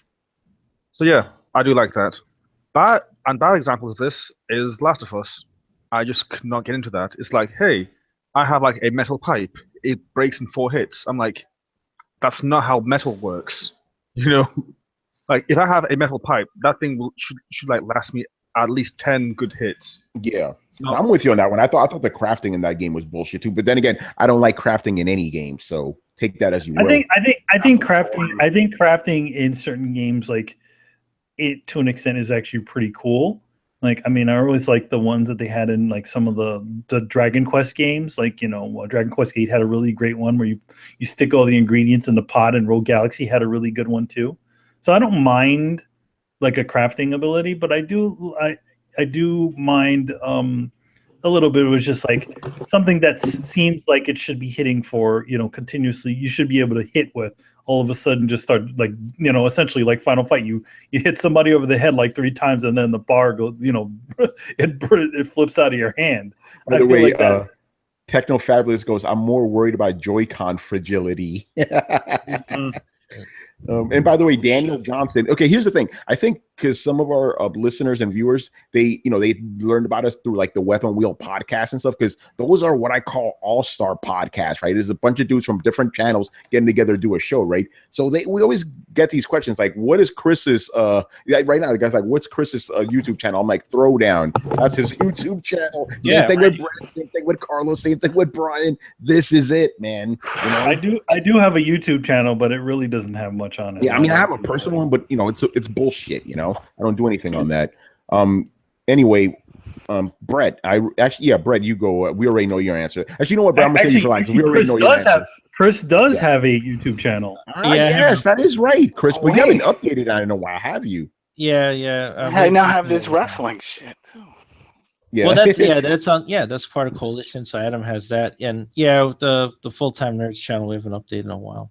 Yeah, but anyway, Brett, I'll save you for last. We know where you stand, and you're probably getting very philosophical with it. All right, Adam, weapon fragility, yay or nay? Nay, come on now. It should be an option.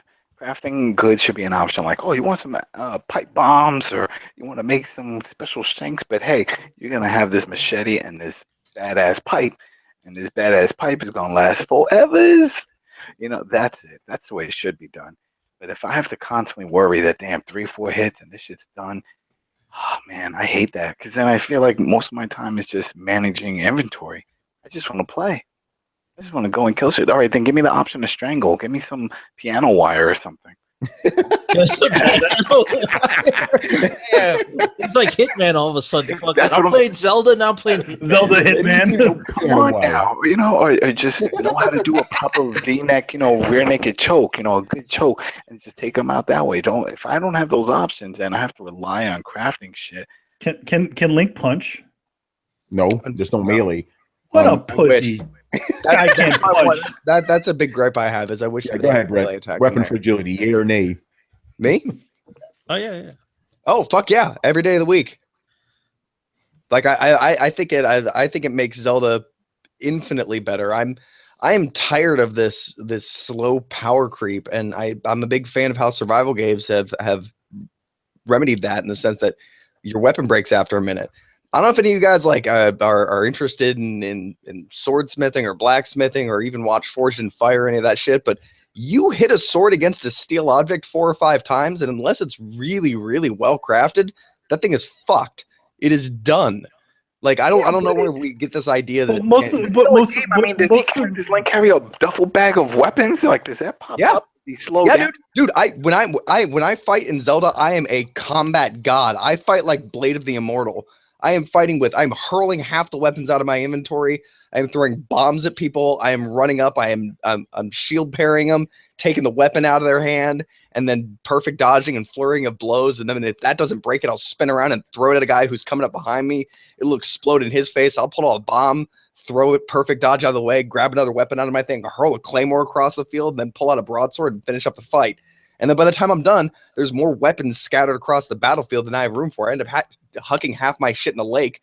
I was like, I hit with this thing 2 times. I hit with this thing 3 times. I don't fucking need it anymore. I like you just throw it in the lake. I don't need that. Yeah, I walk into almost every fight open-handed because I'm just gonna disarm and beat the shit out of everybody with their own weapons. And I love the fact that weapons are disposable. It makes me look at things in a new way. It makes me feel, and honestly, every fucking time I see a treasure chest in Zelda, I'm like, I'm gonna have to get that treasure chest because there could be something awesome in it. And if otherwise it would be, as soon as I got the Master Sword, fuck that, I don't need anything else. Or what, am I gonna upgrade the Master Sword and just rely on this one thing? Or eventually I'm gonna get this ultimate weapon that makes everything in the game like invincible. Like, I like the fact that the Master Sword regenerates itself.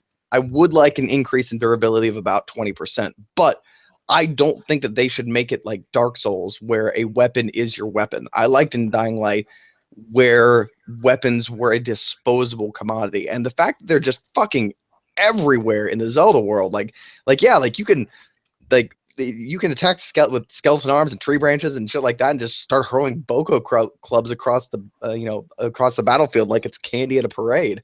It's a different approach. I don't get attached to my weapons. I don't get attached to my gear. Because in survival games, like, not only do your weapons degrade, but your armor degrades. Like, Well, Link's armor doesn't degrade though. Yeah, I know, and that's what I'm saying. So like, I'm used to more hardcore shit than this. Like, I'm used to everything that I have constantly breaking down and requiring just about the amount of resources that it takes to build to repair the thing. Like, if it costs 10 steel to build a spear and your spear is 80% damage, it's going to cost you about 8 steel to repair it. You don't get a fucking break because you're repairing a weapon. These games are designed to make you chew through resources, but I really prefer that to the carrot on the stick of like, well, this weapon has this much, more stamina, and this has, a lightning elemental on it, so it's good against metal weapons and things like that. Like, that's fine for elemental damage and things like that, but like, I hated The Witcher. Like, you use this sword for this fight, and these are the only weapons you have throughout the fucking game. Like, I absolutely hated that mechanic because it didn't make me feel like nearly the badass that I do in Zelda. And I have to say, I owe a lot of that to fragility. It's a satisfying thing to hurl a weapon across the battlefield, have it explode into an enemy's face, dodge out of the way, pick up another claymore off the ground, and just fuck an enemy up with a perfect time dodge. Like, it's satisfying and it's fun. And I'm just the opposite of Tony. Like, I see an enemy in that game, I make a beeline for them. I don't get any experience. Half the time I don't get any loot. I get about as many weapons as I came in with, or I huck half of them in a lake and then I leave. Like, there's very little reason for me to fight these people other than I really just genuinely enjoy combat. It reminds me of Link from playing Link on Smash Brothers. Like, I'm dodging around, beating the shit out of people. It's genuinely fun. And I guess it's just that I never worried about my weapons in the first place. I don't get attached to them. I'm the badass. It's not that I have a badass sword. Does he have to eat, sleep, and poop? Like, are these things that are, since everything else degrades? No, he just needs to eat. He just needs to eat. No, you don't even need to eat. You can eat to refill your health, which in the previous Zelda games, like, refilling your hearts was something you couldn't just always come across. Like, you had to fucking buy potions and shit. Here, there's fucking apples everywhere. Every fight, you have enough food to replenish all your health afterwards. Although I do appreciate that it doesn't, replenish on its own. They didn't go that far, but there's like, the fucking crafting system in that. Like, you could have fucking 12 potions that refill your health 6 times over. Like, how do you even die in this game? How are people complaining that this thing is hard? Oh, well, yeah, you know what it is. Climbing up a mountain and not with the low stamina. Dude, I've even perfected. Like, I enjoy the fact that the game lets me break mechanics. I've perfected a way of sliding backwards down a mountain while regaining stamina that lets me basically scale anything in the game. There's also the other one too, where it's like you can you can whistle. Whistling? You can run whistle and replenish your running yeah. ability. Yeah, I mean, it heard about depends. Because, like, again, the game forces you to cook because otherwise, if you don't cook, you're gonna fucking die. That annoyed me. I'm like, oh fuck, and I gotta cook all this shit. I don't want to do that. You can just eat raw materials or buy elixirs, can't you? Yeah, you can, but the game doesn't give you any rupees. I found a good like exploit to get rupees. Because the game doesn't fucking give you any rupees either. You know? Seriously? Yeah, I don't. Dude, I'm walking around with 1,200 rupees. I was the brokest motherfucker in Hyrule, man, until I found like this one casino I could exploit. You know, Dude, cook food. Cooking food gets you so many rupees.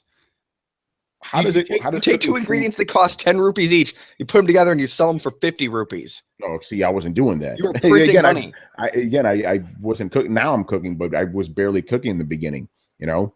Well, also, I mean, I found like I guess I'm just like.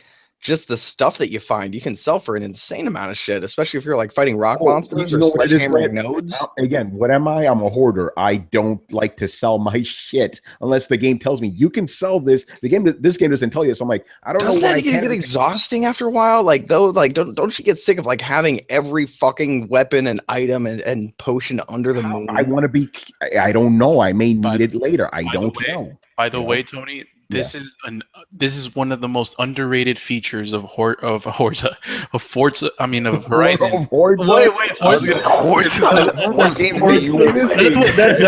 That's what Tony plays. He plays Forza.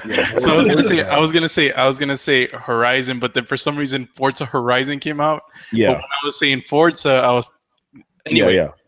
Horizon Zero Dawn, one of the most underrated features of that game is when you go to your inventory and you look at the certain things you have, the resources, it tells you what they're used for.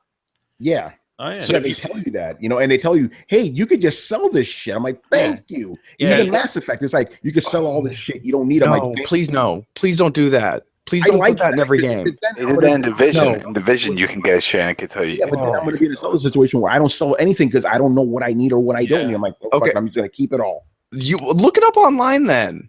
Like, you want to take all the magic out of exploration, man. You did by Googling it. Yeah, I had to. It's like, come on, man. If I don't know if I could sell something or not, I'm just going to keep it because I have no idea. But see, there's a lot of people like myself who like I refuse to look at anything about Zelda because I like finding these things. I like experimenting. I like pushing the boundaries and seeing what works. Are you saying Zelda is a perfect game? What happened? No, I don't think so. No, there's a few things I change about it, but it's one of the better games that I've played in years. I will say that. Yeah, no one's taking. Because you saw all these reviews, they were giving it like these 10s and stuff, and it's the game's not fun. No way is it a 10 out of 10. I'd give it a 10. What? I knew it. There you go. But I don't think it's something Pandora's box. No, I'm actually going to stop this right now because we're going to go way off track. But Brett, I want you to explain why it's a 10 out of 10 eventually, just not tonight, because I want to hear this. I can explain it real simple. I don't think 10 out of 10 is a perfect score. And I know that's going to seem redundant to some of you guys, but what I think a 10 out of 10 is it's as good as you can expect this kind of game to possibly be under these scenarios. It's the same thing when you say like there is no perfect movie, but there is a perfect movie for the time, and then the bar gets raised. I think at the point that we are at, that this is about as good as I can expect an open world game to be, and it is one of the best open world experiences that I've had in quite a while. So I would have to give it. Would I give it 100 out of 100? No. But would I give it 10 out of 10? Yeah. All right. We'll leave it at that. Where are we right now? Question. Would you say that Horizon Zero Dawn is a 10 out of 10 game? No. Well, he doesn't like Horizon. Yeah, he doesn't like Horizon. I know. That's the whole point. To annoy the fans. Oh, okay.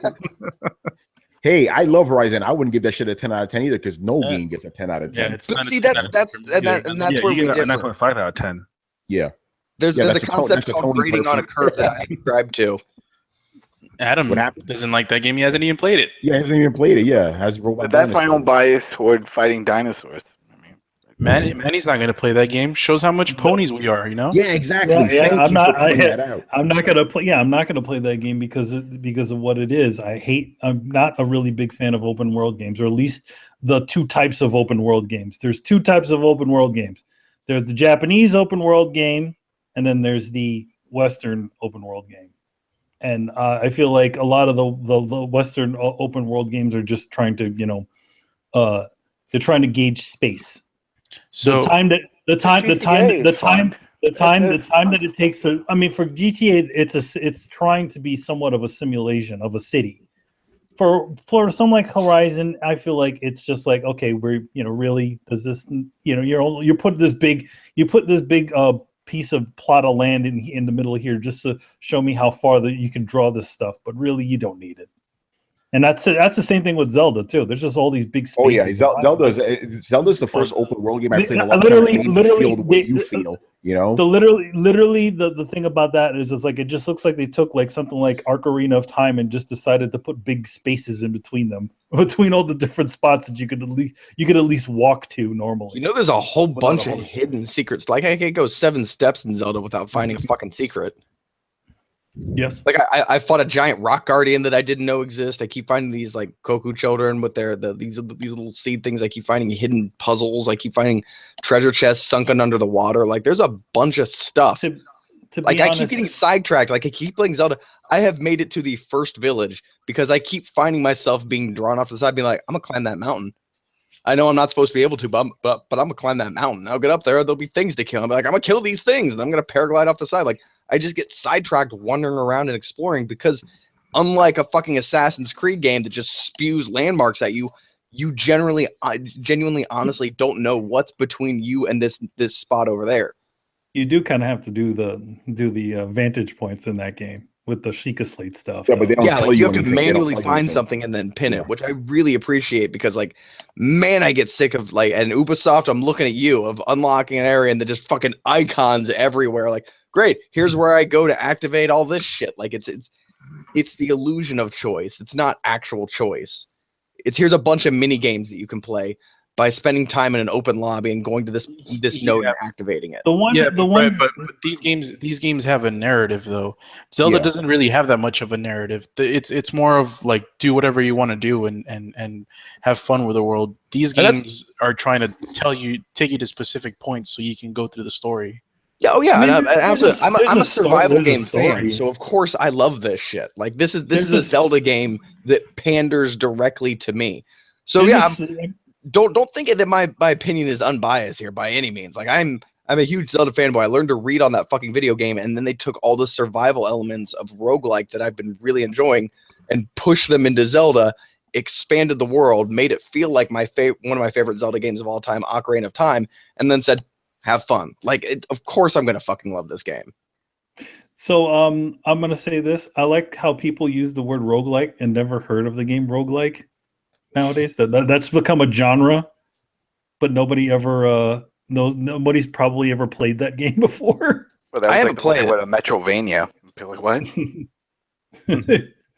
All right, let's go. Let's move on. Yeah. Okay. Will there ever be a console that surpasses the PS2 in total unit sales? The PS2 sold 155 plus million units. The last console to even come close to that range was the Wii, and that was a little over 100 million. The PS4 is currently selling at a great pace with 53.4 million total units sold as of last January. The Switch is having a great launch so far, but that is no way indicative of what the sales will be. Do you think either of these consoles have a chance? Do you think there will ever be a console that crosses the 155 million mark? I'm gonna say no. It's a different time. It's a different time. I highly doubt that'll ever happen. Yeah, people just move on to the next. Yeah. I think PS2 is the peak. I don't think that's ever going to be topped. Plus, if we're doing iterative stuff now, the way they're making this stuff like Scorpion shit, that's going to throw everything off. Yeah, perfect point. Yeah, so that's not going to happen. Nope, I don't think it will happen. And as Chris said, just different time.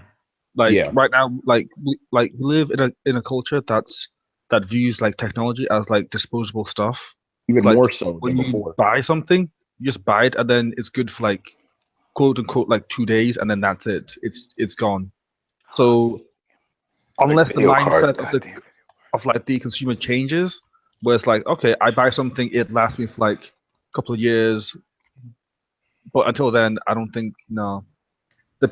I highly doubt the PS4 will even come close to the Wii, no, to the PS2 numbers, because even like, okay, it sound like really well now, but this is like it at like it's pretty much peak. Mhm. Like I don't think that PS4 sales will like start to go up even further from now on in. So No, even we're if it going keeps to at start this having a rate- conversation the next year of when is it going to be time to upgrade consoles, because they're already falling behind the curve of PC pretty hard. Hey, remember my prediction? PS5 in 2019. I'm calling it now. Yeah, I've if been 2020 calling it. comes true, then what? Yeah. There's like 2 years left. Yeah, Of, like basically. sales. I don't know, man. So yeah, that's what I mean. It's 2 years until the PS5. Because the PS3 sold 80 million. I think it'll outsell that, but not by much. Yeah, we're You not know? going to get to that peak. It's not going to man. get to 100. No, it's not going to. Wait, No, where are we right now? We're at like 60, around 60. it's between 55 and 60 million. Yeah. I doubt we'll break 100. No way. No fucking Really? way. Yeah, no way. That's 100.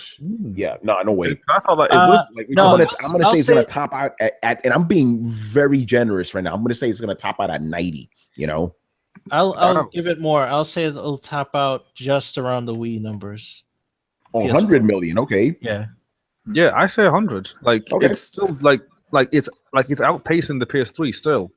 Yeah, that is Like- true. It only had that one dip, but then it went back up again. Yeah, you know what? Maybe you're right about that. Again, I'm just, I don't know, man. I don't see the I don't know. Maybe I'm just being crazy. I'll defer to you guys on this one. I mean, keep in mind how many fucking PS4s have sold and how fast they've been selling. Like everybody is buying a PS4, and like Yeah. like most of the people that I know, like a 4-to-1 ratio, have PS4s. I don't know a whole lot of gamers who don't have a PlayStation at this point. Even the outliers who've been waiting a couple years for games to come out have kind of come into the fold at this point, and we're still sitting under 60 million. You tell me we're gonna double that by the time we're gonna almost double that by the time this lifespan is over? Yeah, impossible. No fucking Something way. special has to happen with Red Dead 2.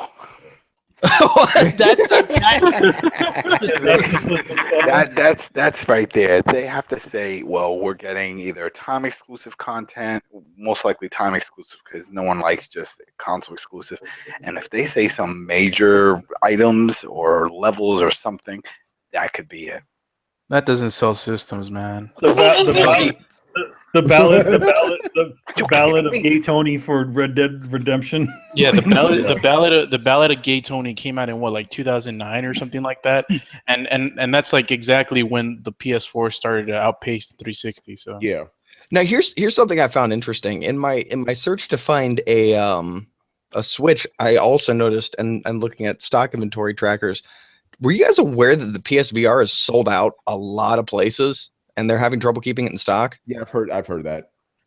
Well, it depends how much stock they had in the first place. Yeah, but That's that was exactly what they said. like, that they had if they slowed have down low on the stock, production then of Maybe not have had VR. enough stock, you know. So it's just they're just not producing as many as they did on launch. Yeah. Okay. Because If you have, apparently like, those are hard to find, and I was surprised by how strong it seemed to still be going. I don't know about that. Yeah. I need It's to a find little people. bit of it's a little bit of an artificial scarcity issue there. Yeah. Yeah. Mhm. Exactly. All right. The last question here from Mr. G Megaforce. This is a very interesting question too. He goes, "Are video game information leaks a result of hate?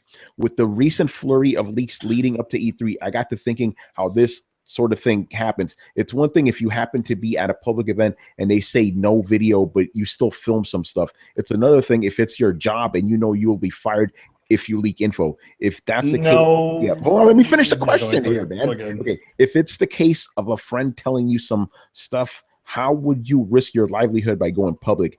I can only imagine that it comes from a negative place because people can't be stupid enough to knowingly leak information that's going to hurt someone if they get caught." You underestimate the human ego, my friend. Can I tell a story? I have a story. Some men just want to watch the world burn. I have a Sorry. story. Tell your This is story time. It's Adam's story time. Everybody gather around the tree. So, there's many years back on IRC, I used to live on it in certain rooms, And this one guy jumped in and says, "Hey, anybody want Tony Hawk Pro Skater 3?" I'm like, yeah, sure, for the PS2. He's like, yeah. I'm like, how? And he's like, well, click, here's the IP, and he gave us a password. I'm like, okay. And then we connect into it, and we find out that it's a Lexmark machine, which is a printer. We see all these printer drivers and stuff, and then we just see like this other one, temp4 folder. We go in, and sure enough, there's the ISO. I'm like, what the hell is this shit? Later on, it turns out this dude was part of a layoff. A bunch of people were getting fired. That game was nowhere near coming out. It was like, just like, oh yeah, it's supposedly within like 6 months or a year, whatever. And this fucking guy took the latest build and just dumped it on their printer and gave out there's a network printer, and gave out the IP address and everything, and just shared the shit because he knew they were all getting let go. Now we hear it all the time. A lot of these guys, some of them say they're contractors. They understand there's a certain amount of time, and others just get let go. So I could see a lot of these guys saying, yeah, I was working on this. I don't have nothing to fucking lose. Here you go. Who knows? Most of these outlets pay these guys to do it. You know, it's like, yo, throw a few $100. These images are yours. I wonder if those were the same printers Target was using. I don't know if you guys know this, but like, I think, remember Target got hacked? Well, Yeah. It was, Yeah. It was because of their printers, I think. It was? I wouldn't doubt it. Because the Lexmark network printers, well, any network printer, it's on the network. If you get past that point, then you can just tunnel your way through. You know, I mean, I definitely think that is part of it, where it's like it could be a disgruntled worker, it could be something like that, who just said, you know, who just got laid off of a job and said, "Fuck this, I'm just letting it all go." You know, how much you want to pay me? That's how a lot of those movie leaks happen too, where it's like, you know, a lot of times it's the guys in the studios are just like, "Fuck this," they got a screener copy of it, and they're just like, "All right, how much you want to pay me for this?" Or, you know, sometimes, which is even worse, you know, some so-called reviewers who also get screeners also decide to give those things away to people, you know, to those groups online too. Yep. You get some extra money off of it. Yep. I know with the screeners, a lot of those screeners, they were putting watermarks inside of it, and that they were sending out copies to certain people because they know how many they're sending out, and each one was going to have an individual watermark, so that way if they see one on the street, they can track down from who. And I remember they tracked down, and one went to like a senator. I forgot what movie. Was it X-Men? It was some big movie, but they tracked it. It was like to a senator or someone that was on the committee for one of these award shows, and his son made a bunch of fucking copies and gave it out to his friends, and his friends then uploaded it online. It was this whole long trail. Oh, damn. You know, but it was somebody part of the committee that his kids. I mean, and that's the thing. It's like, there's people that are just going to share content when it comes to those type of things because they know somebody wants to see it. Whether who's going to say no to their kid who's like, damn, I want to see that movie. Okay, sit here, watch. Okay, thanks. Then the dad gets out. What's stopping that kid from making a copy of that shit? Especially if it's an older person who doesn't know how computers work. You can do that. You can copy games. Well, now the new method is, and I don't know if this worked for you, Sony. Did you get a code for Ghost in the Shell, or you actually had to go to a screener? No, he went to see it in the theater. Because I know for the, I mean, I guess Sony Tony had to step out, you know. But he got like a screen invite to go watch the movie with a bunch of other reviewers. So that's why he was saying Hip Hop Gamer Hip Hop Gamer broke the embargo. Because usually when you go to those sorts of screeners, they give you a little bit of a press kit and tells you a little bit about the game, about the movie, and all that other junk. And they say, you know, they say to you, "Oh, you can't talk about this movie until the week of embargo is lifted on the first light of the third day." Because I know some studios, I think it was just Universal, but they're giving out a code. You know, and you log into their site, you put in the passcode, and then it'll pop up. And that's how Netflix did. You know, when with the Coalition, we got to watch like Luke Cage, like the first 4 or 5 episodes of it. Oh yeah. They give you like a link to like a connection site. It gives you all kinds of press stuff, pictures, and then you can do like a review on the 5 or 4 episodes that they put on there. And I get it, that way they can control it, but still, I mean, if you're a guy who knows how to, manipulate certain things, there's applications that can record your live stream video and then and watch it once, and now you have it for life. Exactly.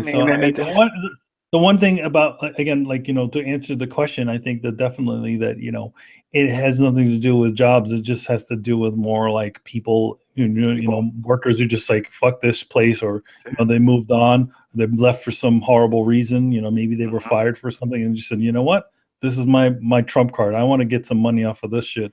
Shit, I mean, people like to talk about it with games and stuff, but this has been happening in the music industry for years. Right, Manny? How many times have we walked down the streets of New York and we see blankets with albums that we're like, yo, that. Oh yeah, of things that are out literally then and there. Or how about going to any of the friggin' places in Chinatown and they automatically have all these fucking games that are movies and stuff way before they're even supposed to come out. Yeah, because that's the thing. It's like these things still have to hit a mass production center, and there are people that work there. Whether they're just stacking the movies or the devices and spindles or whatever they're doing, they're still interacting with it. And all it takes is for one person to swap one out, keep going. Yeah, but I think wasn't the question more like info leaks and shit? Wasn't it? It was everything. Even but the thing is that, again, info leaks probably can come from a bunch of different places. You could tell your friend and you tell them, no, don't tell anybody, and then your friend tell them. This is the way I interpreted the question, right? Like, let's say a guy works at Ubisoft and he's pissed off at you. He's like, fuck Ubisoft, right? So he goes to Kotaku, like, yo, this is happening, this is happening. So I think that the question, that's where I took the question from, And then it's not, and that's also not to say that a lot of these guys, in the industry, they also probably know people within the industry, and also the industry talks between each other. So if you know somebody, let's say you know somebody at fucking Ubisoft, he's probably already knows what the fuck is going on at Square. Yeah, let me give you guys he probably knows somebody at Square. Not only that, a lot of people feel a lot of these leaks are BS, and they're purposely leaked just to see people's reactions. Sometimes that happens, but I do want to give you an example. This is actually a perfect time for me to talk about this, right? Okay, we on Throwdown, we're pretty low-level dudes, right? And we've been privy to some heavy shit that we can't share, right? So imagine the guys at IGN and Kotaku, imagine the shit they hear on a daily basis, So yeah, this type of shit leaks out all the time. But yeah, it may not, like, I'm pretty sure there's some guys that just want to leak shit just to be spiteful. But I'm pretty sure it's like man said, these guys are all friends. Here's the thing you guys need to understand about the gaming industry, right? Because you see the console wars happening all the time, fanboy wars. Those executives aren't acting like that. Shuhei Yoshida hangs out with Phil Spencer and all that. They're all cool with each other. Everybody trades information. I'm sure fucking Yoshida handed him over a fucking PlayStation. Like, I can't go too much into what I do, but I can tell you that some of my bosses go to big meetings with other big bosses of big markets in the same market, and they all agree on shares. They all agree on pricing, so that way they can lock in the market. So when people are thinking, oh, if I jump here, if I go there, it's a better deal. Stuff. No, they're all in on it. They all talk. They all go to big meetings. There's another one coming up this summer, and they go and they strategize together. Yeah, you'll see all these hate things on emails or you'll see in commercial ads, but no, they're all in on it. And that's, well, I don't know with the gaming industry, but from what I've heard and how things look, it's like it's the same thing. It's like, yeah, they have their own little tricks up their sleeve, but overall, like, come on now, $59.99 price in the games, they all agreed on that. They all agreed on that shit. All agreed on pricing for that. And that's how it works. We just have to deal with it. Yeah, exactly. All right. Anybody else have any other thoughts on this? I'm going to take that as a no. So we'll move on. These are some questions I pulled from the chat here. Big shout out to the Titanfall Princess who's joining us. She's always a big supporter. She helped us get a lot of followers after she was on our show last time. So thank you, Nancy. Really appreciate that. You're one of the few people. Yeah, you're one of the few people from Jersey I like. I gotta talk shit. Jersey guys. You guys are right, even though you're weird. All right. Bon Jovi, that's not a name. Hey, don't hate on Bon Jovi, son. I love Bon Jovi. I'm just saying Bon Jovi itself. Yeah, well, his real name is like Bon Jovi. Like it's crazy. Anyway, so she asked, and this is a question we've gotten before, but it's always kind of fun. Okay, if you guys can make one type of game, what would it be and why? What was it again? If you could make a game, any type of game, what would it be and why? Huh. I would make the game equivalent to Dungeons and Dragons. And I'm not talking about like Neverwinter Night. I'm talking about not Mr. Mysteria, right? Or whatever. No. I'm talking about where you have a basic, simple set of mechanics, and then you allow players to interact with those mechanics to their own enjoyment. Like Tony, you would hate it if, as a DM, I led you around by the nose, like, and didn't let you react to a situation. If you're like, "Hey, I'm going to talk shit to these guards," and I'm like, "No, you can't do that." Like, you'd be like, "What the fuck, man?" Like, I would try and make a game that gives you that freedom. Yeah. I would make a badass version of Rockstar. You mean Deus Ex? No, because Deus Ex is the same thing. It's just a bunch of reused, rehashed mechanics shoved into a single thing with pretending. It's a bunch of mini games pretending to be a fully fledged experience. Just because you get to choose which mini game sequence you're initiating doesn't necessarily mean that you're able to approach the game in any way you want. This goes doubly so every rolling in his grave if he were dead right now. What's that? I said Warren Spector would be rolling in his grave if he were dead right now.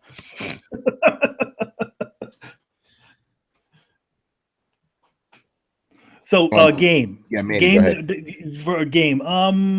Dimension Warriors, man. Yes, Dimension Warriors, our fucking fighting game that we designed at 16 years old. Yep, the game was basically a Capcom fighting game visually and like Mortal Kombat. Mortal Kombat. It was like, yeah. So you could jump through, like, it had destructible environments. We had ideas for like essentially they would have like fatalities or stuff like that. And then we had our boss who was called Prime Lord. Yes. he was just all taunts. Yeah. Like yeah, he just By the way, the other influence on the game was Eternal Champions. That was another one. Also Eternal Champions. That game was awesome. I miss that game. Man. Bring that shit back. Come on, Sega. It's funny, like, when we talk about this, even though Metal Gear Solid 3 is my favorite game of all time, the only game that made me go, oh yeah, the game I would make already exists. Mass Effect 2. They already made it. I get to travel through space, fuck alien chicks, go through this. The whole game felt like a season of a badass sci-fi story. Like fucking Stargate or something. Dope shit. So that game, like if I were to make a game, they already made it. It's Mass Effect 2. So that's my answer. I would say like a like a kind of open world-ish horror game. I think I mentioned this before. Like what if you had Castlevania or like Horror World? Like, in other words, I guess you could kind of say Manny, they made that already. It's called Dark Souls. No, but I'm saying, you could say like Dark Souls, but a little bit more open because Dark Souls is very corridor based. You're even if you're standing on a mountain, you're really kind of in a locked corridor. Even if you can jump off. You know what I mean? You still wait. You're saying you make a game that is currently linear, more open world? Yes. Manny, I'm shocked to hear you say that, by the way. Yeah. I am shocked. I am going to say this, but the way I would do it is like, because I noticed, at least for a lot of open world games, there's a lot of dead space. So, in other words, you have this open world, but it's, there's still things that are going on. It's like, once you for a lot of open world games, just like, okay, and I don't mean like playing little fucking mini games. I mean like, okay, you take on a side quest, that's almost like a story of its own, stuff like that. Where by the way, I want to give a Witcher 3. The Witcher 3. Yeah, by the way, Witcher 3 has all that. Before you guys move on, just quickly, I want to give a shout out to my man El Kisto. I've never seen that one before. So he goes, salute to the panel. You guys always do a great job. Thank you, my friend. Why, thank you.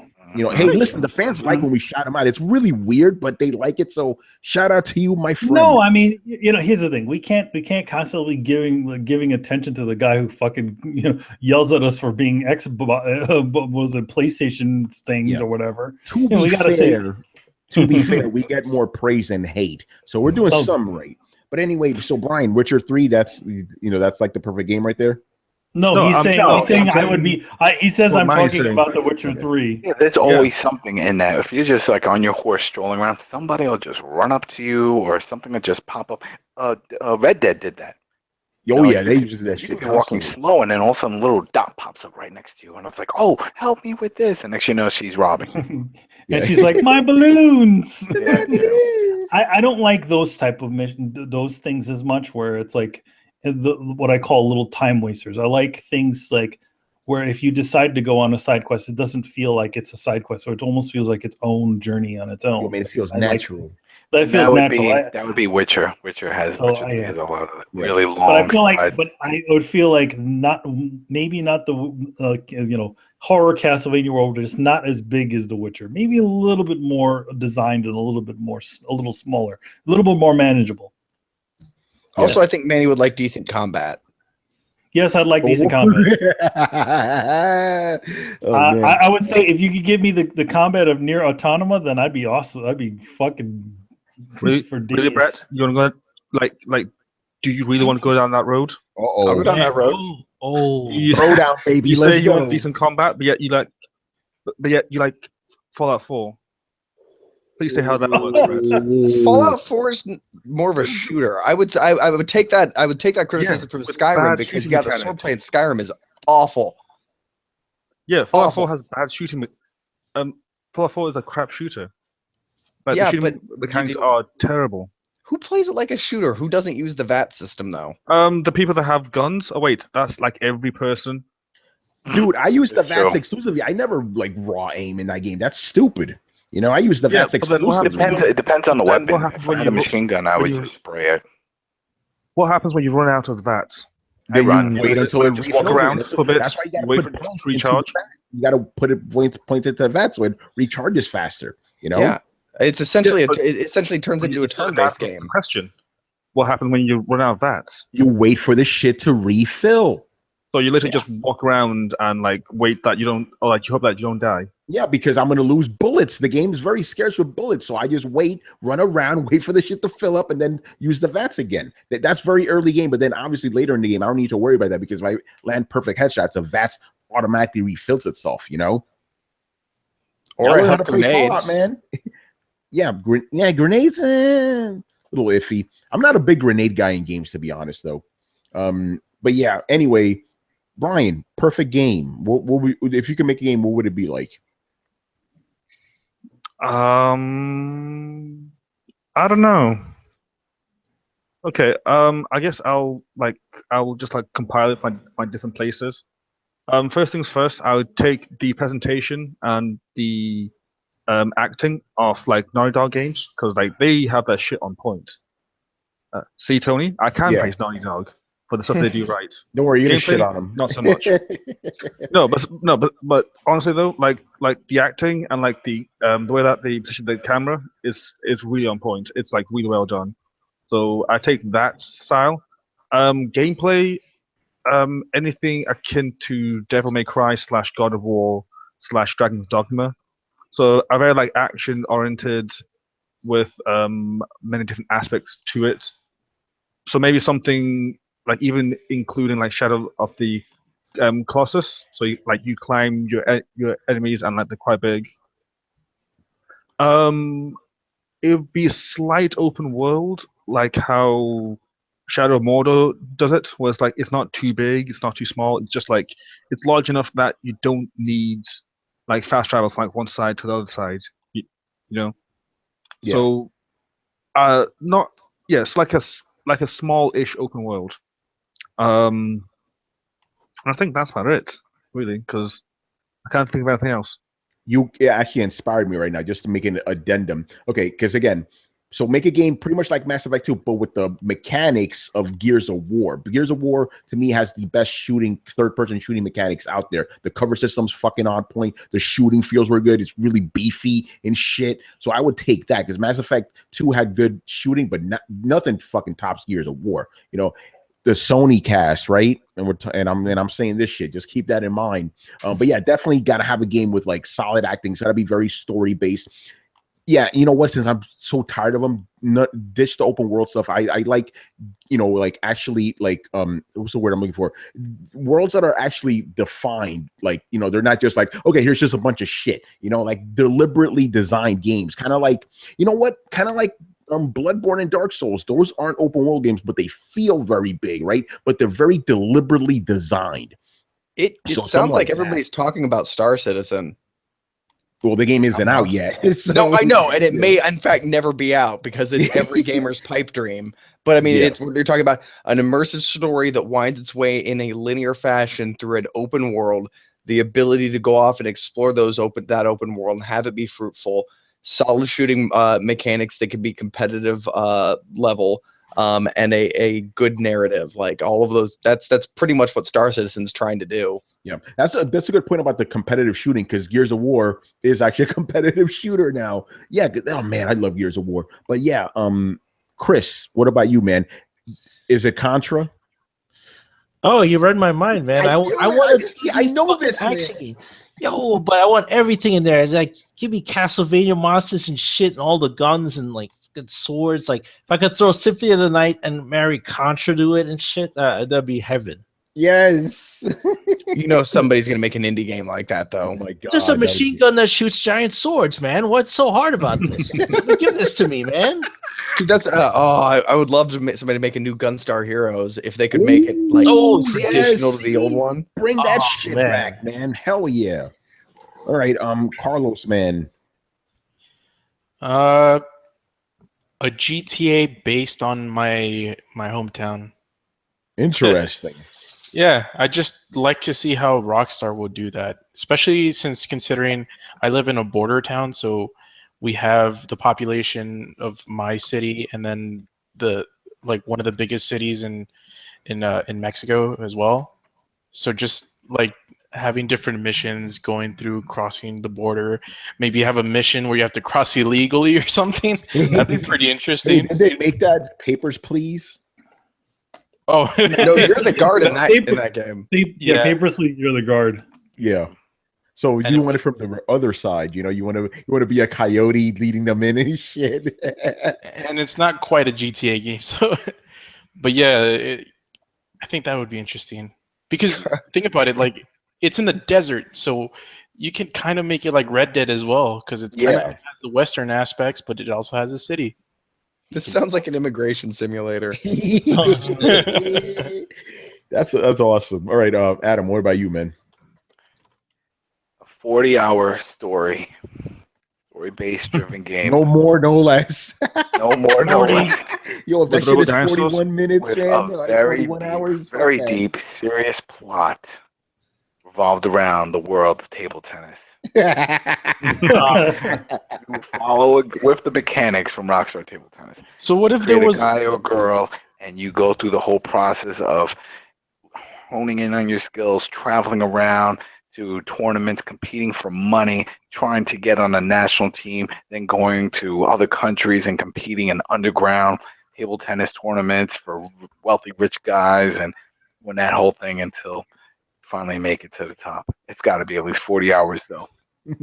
By the way, Barry Burton goes, he wants Fable meets a No Man's Sky, but all the promised features are actually in the game. Oh. Nice. Yes. All right. That'd be cool. Moving on here, Mr. Daniel Johnson. I picked these questions from the chat, too. He goes, this is something we've covered before. A little twist on it, though. Okay, if Nintendo strictly became a third-party developer, how would it be beneficial to gamers? Chris, I'm looking at you. Well, didn't Phil Spencer say exclusives are bad for the industry? Yes, so, he did. So by his logic, this would be great. Yep. No, how would it be beneficial to gamers? Like, look, Nintendo is a fantastic software developer, right? It wouldn't be his fault, though, right? Because Nintendo just has bad blood with Sony, so it's not like he's saying, "Oh, you have to come with me and go in." No, I'm making a joke, man. He was talking about Sony. He was talking about Nintendo. Yeah, no, I know. Nintendo, son. No, I know, but if it ever did happen, if they just went strictly software, there's no way they're going with Sony for any games. No, they would have to. Like you that's cutting off shareholders. You think their shareholders would? Their shareholders would bitch slap them. They would fire the whole board at them. If you told me, hey, the 60 million market, we're gonna skip that, and we'll go with just Microsoft. That you would see Kimishima in a fucking unemployment line in 2 seconds. There's no way they would give up on that market. Like the key part of a corporation is making money. Go back to making card games. Cards. Yeah, so So they would have to go with the biggest market. I know they don't like Sony, but they would have to make. I mean, they would have to. Like, there's no getting around it. Chris. They don't like Sony, but they like money. They like money, and so do their shareholders. Their shareholders don't give a fuck what the rivalry is or what, any of that shit. So at the end of the day, they'd have to do it. But like, look, like you hear like people are loving Zelda. They're a great software developer. I think that's where their strength is. Where their weakness is they don't understand what their market wants or needs, and they don't listen to them. So when they make hardware, they are just stuck. I mean, go ask what year it is. Like, I don't think they know it's 2017. Yeah. I'm still reading that book, Console Wars, and in the first few chapters, it's exactly what's happening now. It's the same shit, right? The strategy is the same. It's still the same. So in terms of hardware, they're absolutely like way behind the curve, and so it would be beneficial to them because they would just have to focus on the software. They don't have to worry about supporting APIs or all this shit, Joy-Con desyncing, all of that. Throw all of that away, and they just have to worry about the software. They get the APIs from Sony, they get a Microsoft Dev Kit, whatever. Microsoft supports them, Sony support. That's it.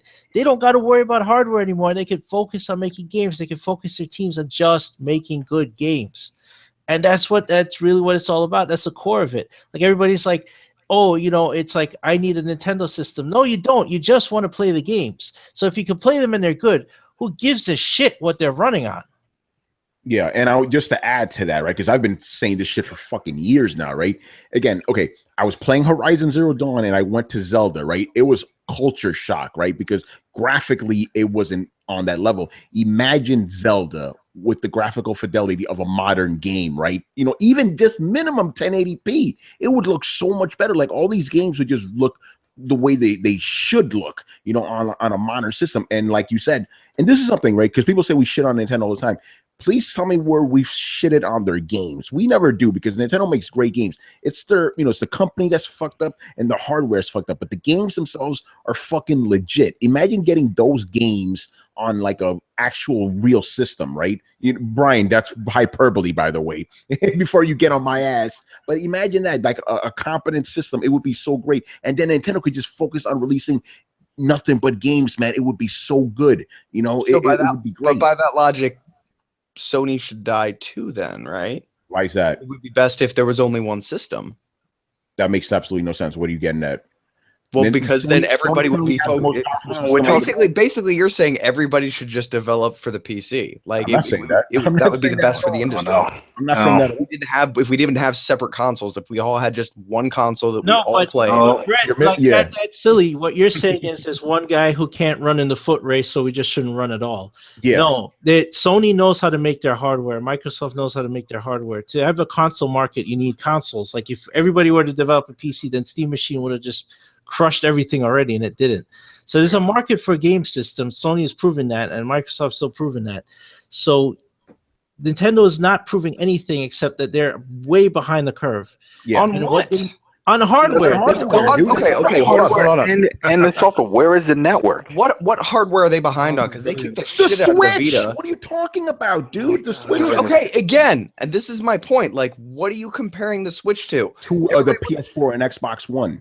Okay, there it lacks, but is it following that ecosystem? Is it in that ecosystem, or they're promoting it like a console? You can't just say it's not in that ecosystem because it's convenient. It is in that ecosystem. They're directly competing with Sony and Microsoft. They're in this generation. No, I'm saying that they are, but you can't say in one breath that it's inferior to the PS4 without admitting in the same breath that it is superior to the Vita. Why are we talking about the Vita? But it's not competing with the Vita. The Vita is a dead system anyway. So I could say it's better than a Game Boy Advance. I could say it's better than PSP. I could say it's better than a Game Gear. Not better than a what's Turbo the comparison?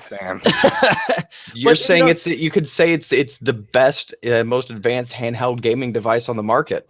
No, I could also say the iPad is the best, most advanced. Everybody knows in the market. See, that's not the point. See, we could, and that's Apple. So I could apples, oranges, bananas, whatever. Like, no, this is, if you have to look at this. Their strategy was they killed the Wii U for this system.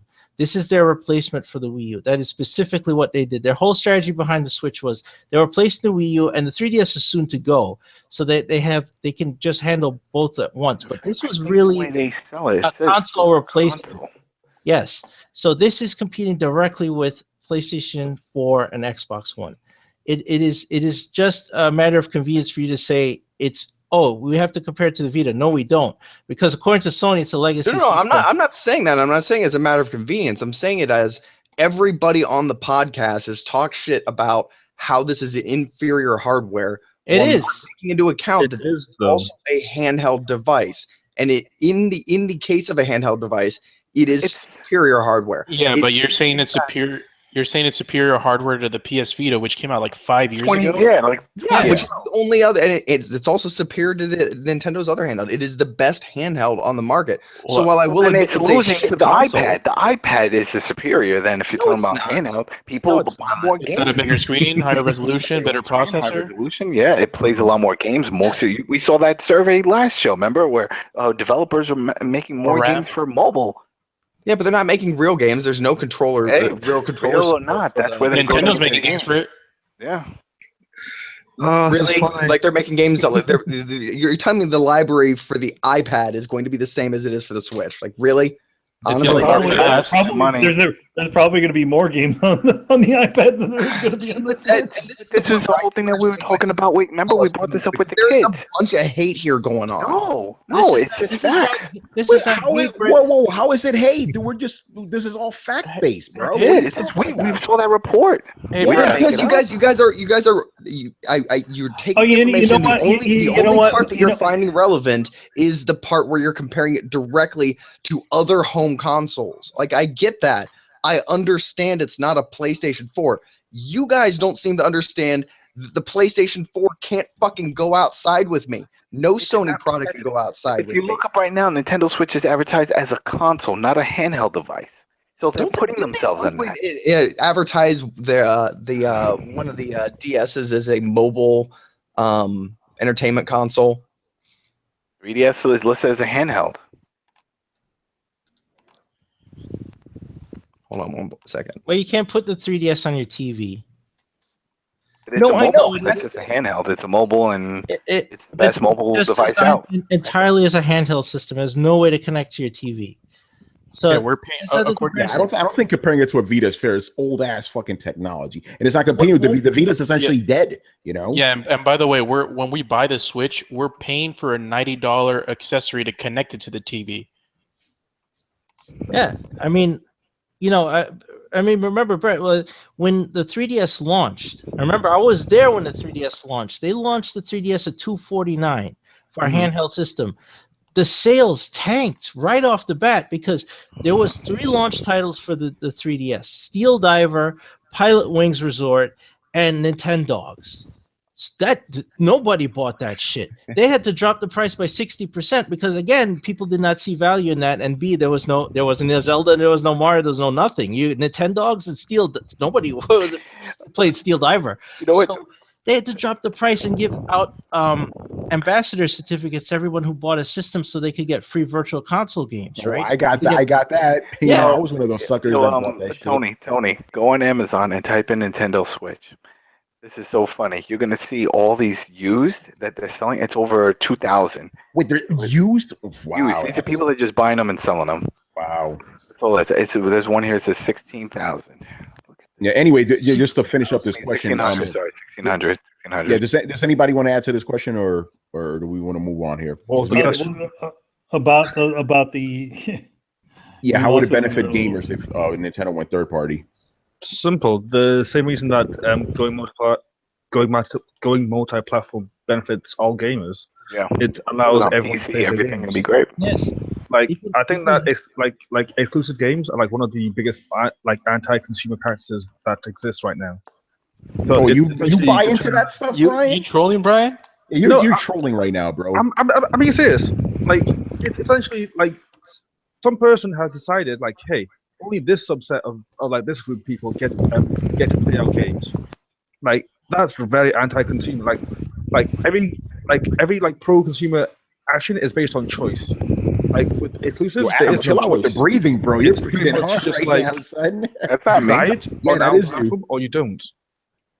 Yeah, no, Brian, that's I guess you weren't there for that episode because we were asked if that's anti-consumer, and we all pretty much said no. It isn't. Anti-consumer. How is it? So okay, you know what's It's forcing someone to buy it's something. Not forcing. You know, it's forcing you to buy these things, man. If you it's want a to play, choice. yeah, you have to buy it though. But it's a choice, though. No one's forcing you. No one's putting a gun to your head. No.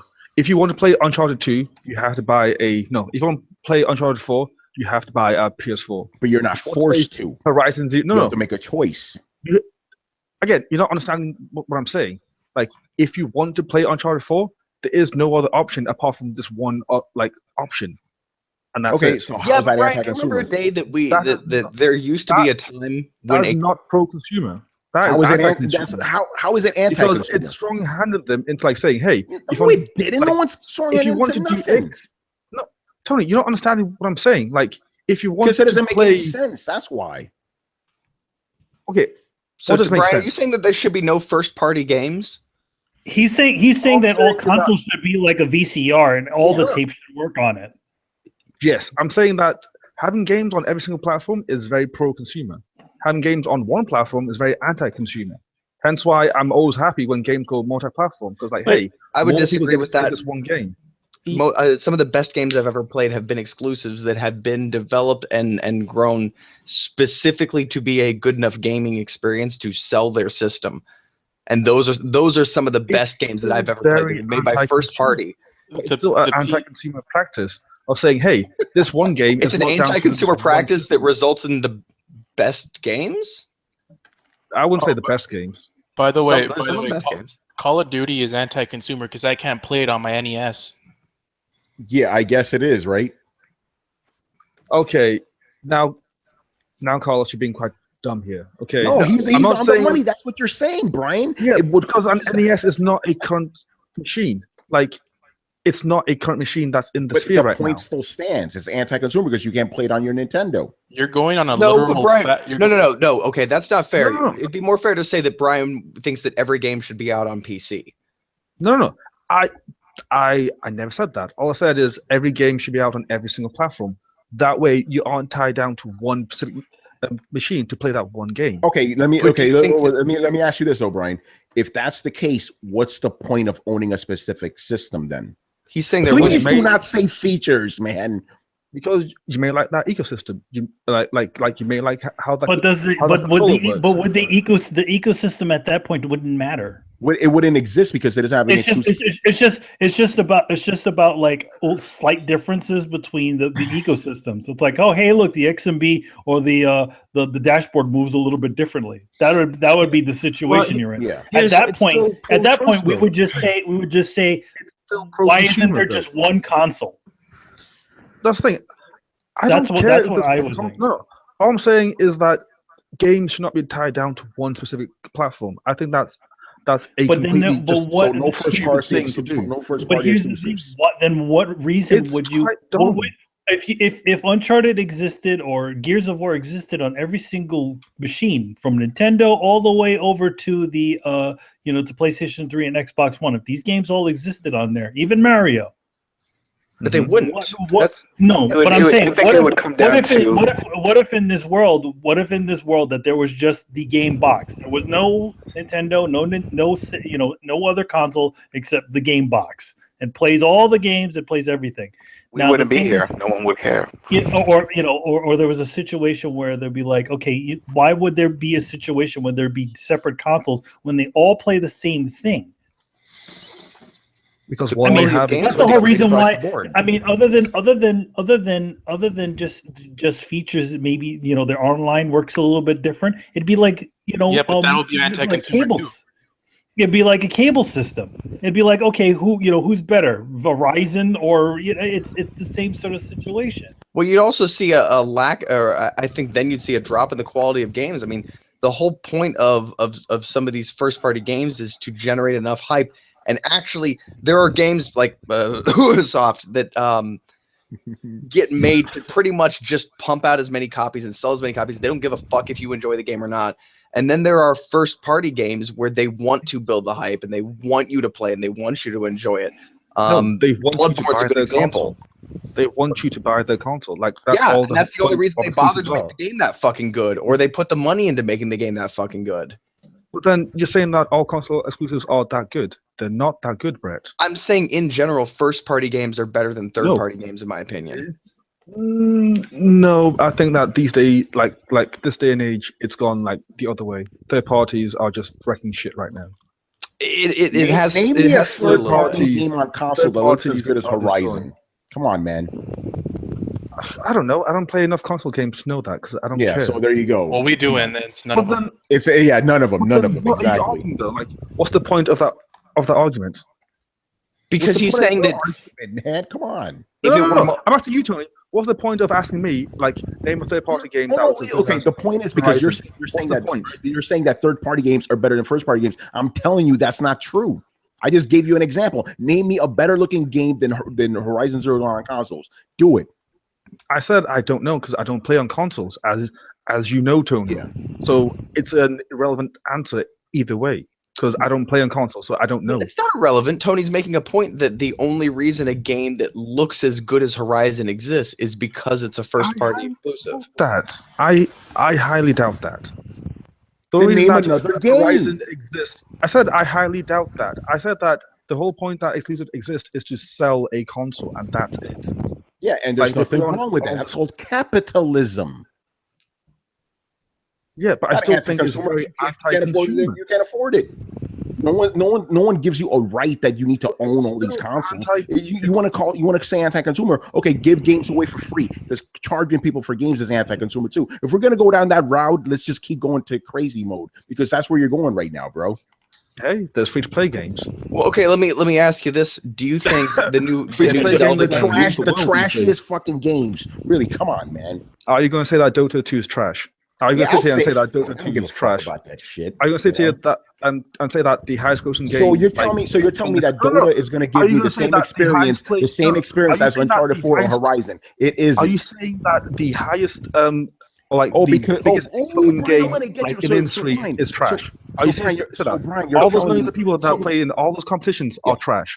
So Brian telling me that a game makes a lot of money. Brian, are you saying because Brian, I just caught you right now. Okay, you've always said that a game that sells a lot, that makes a lot of money, isn't indicative of it being quality. So you're telling me right now that Dota is quality because it makes a shit ton of money. That's what you're telling me right now. It makes a shit ton of money because of competitions, because it is competitive, because people want to get good at it. So you like American Idol? That's why it's good.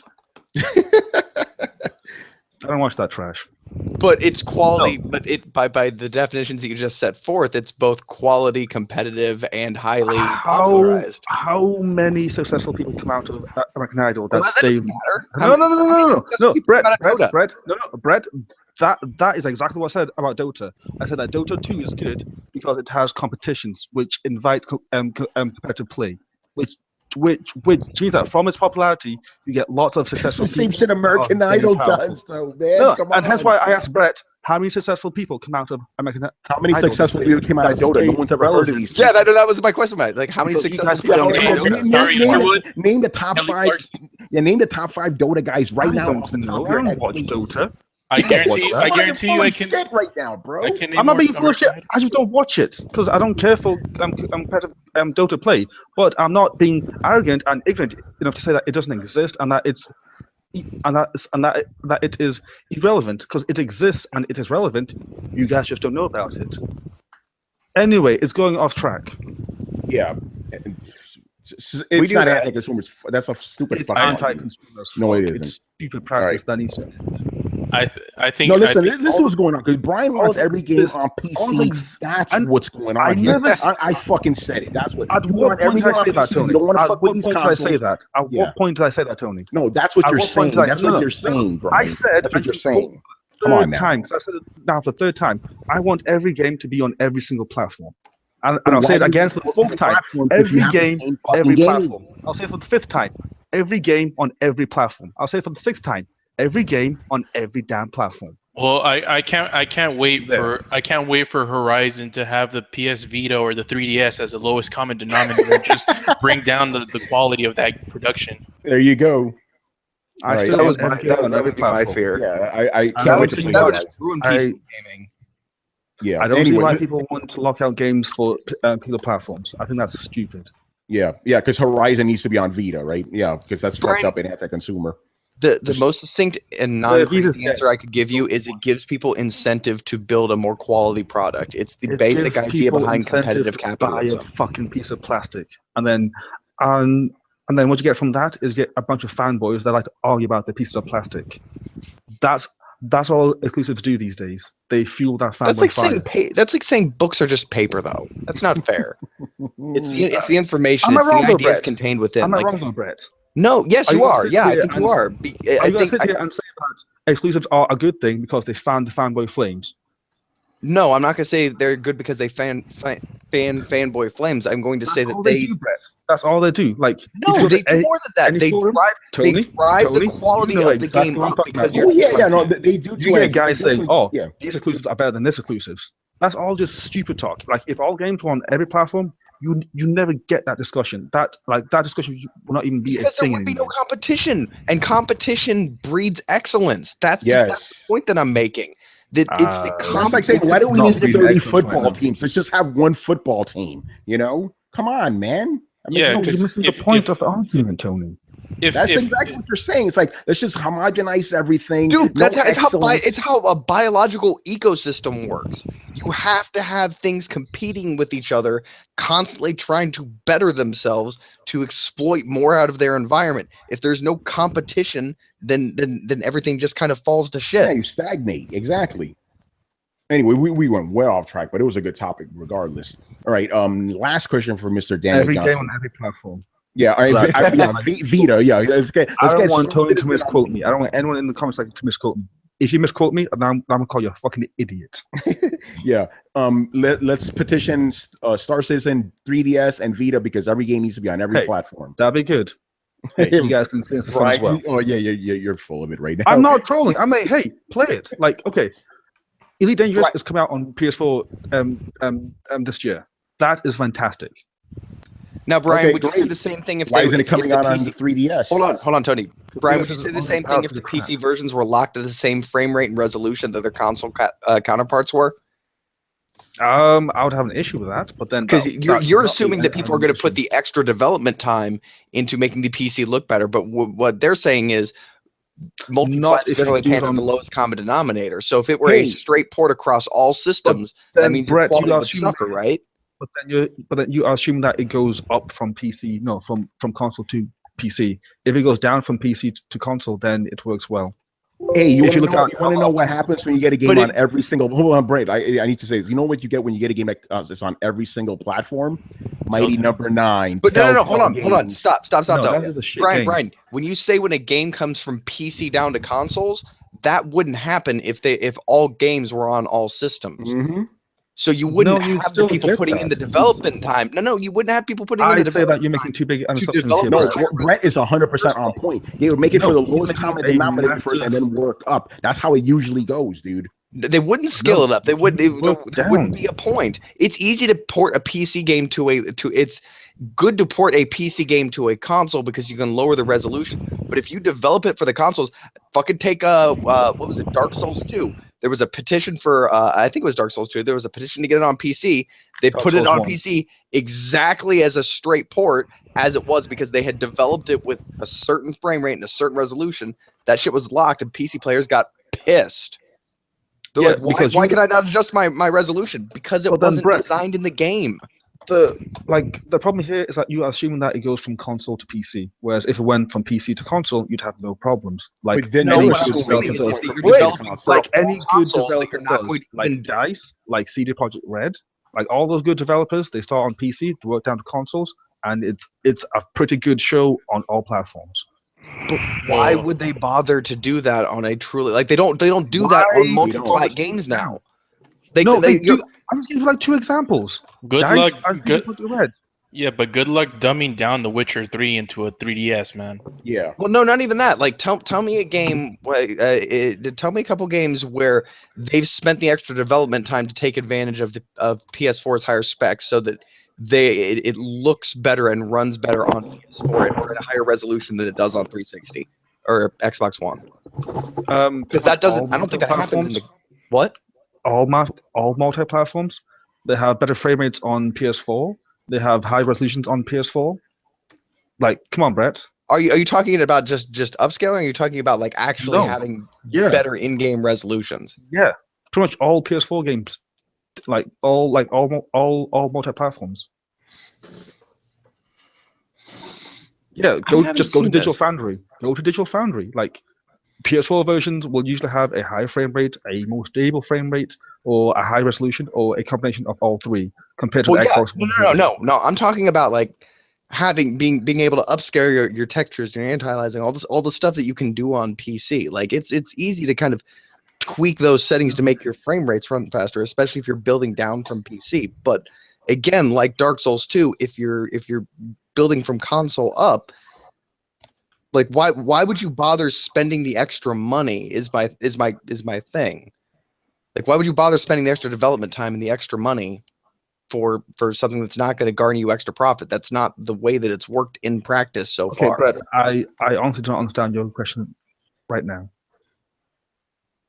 I'm actually lost at what you're trying to say. How right now. he just asked the simplest question you possibly could ask? Okay, if you're developing a game that's on multiple platforms, why would you put the time and money into putting like all this extra effort on a PC version when you have to just worry about everybody? You're not going to do that, Tony. You know? I have the exact answer. I don't know. Ask CD Projekt Red. So you're assuming every developer on the face of the earth. Ask those guys why they do it. Dude, CD Projekt Red is the exception to the rule. They give you a booklet inside their game and a thank you letter. Yeah, exactly. Ask DICE. Ask DICE why Battlefield 1 do. Brian, most developers are not like that, bro. You're assuming every developer is on CD Projekt and DICE levels. You know they're not. And then you're assuming that every developer will be Namco Bandai and like do like shitty ports upwards. No, we're assuming every developer is pretty much fucking Ubisoft or EA at this point. Yeah, I'm looking at the landscape as it is right now, man. Come on, you know. Anyway, come on, we got to move on. This show is already about to go 3 fucking hours. You know. This has been the story of my day. Yeah, I know, bro. I know. Fucking Adam. Right. Last question here. Okay, what are your thoughts on GameStop closing 225 stores worldwide? Oh, goodbye. Yeah, we knew it was going to happen. Game was the first one. You know about that one. That's big in Europe, the game store.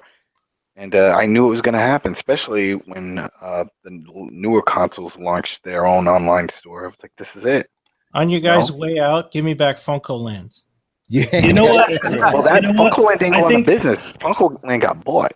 Yes, I want them to give it. Yes, give it back. Break up GameStop. Give me back Funko Land and Babbage's. Goodbye. Like I think scummy practices. Your circle of life, take it, shove it up your ass. Don't let the door hit you on the way out. I'm so glad.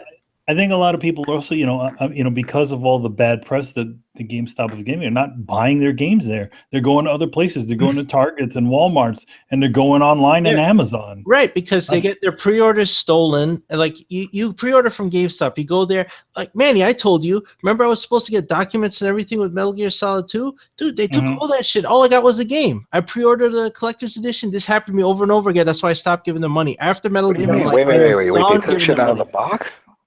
Yes, you don't understand. Like GameStop breaks so many laws. They are a glorified pawn shop, and they break. Yeah, in fact, they have to have a pawn shop license. Yes, whenever they open up one. But also, they do open up games. When you get a thing from a manufacturer, right, and you open it, it's technically refurbished there. It's not new. Yeah. They've done that over and over again and sell it like new, and they mark up their used prices almost to new. So it's like they're just ripping people off constantly. That's their whole business principle. So now they want to be a toy store and whatever. Like, just goodbye.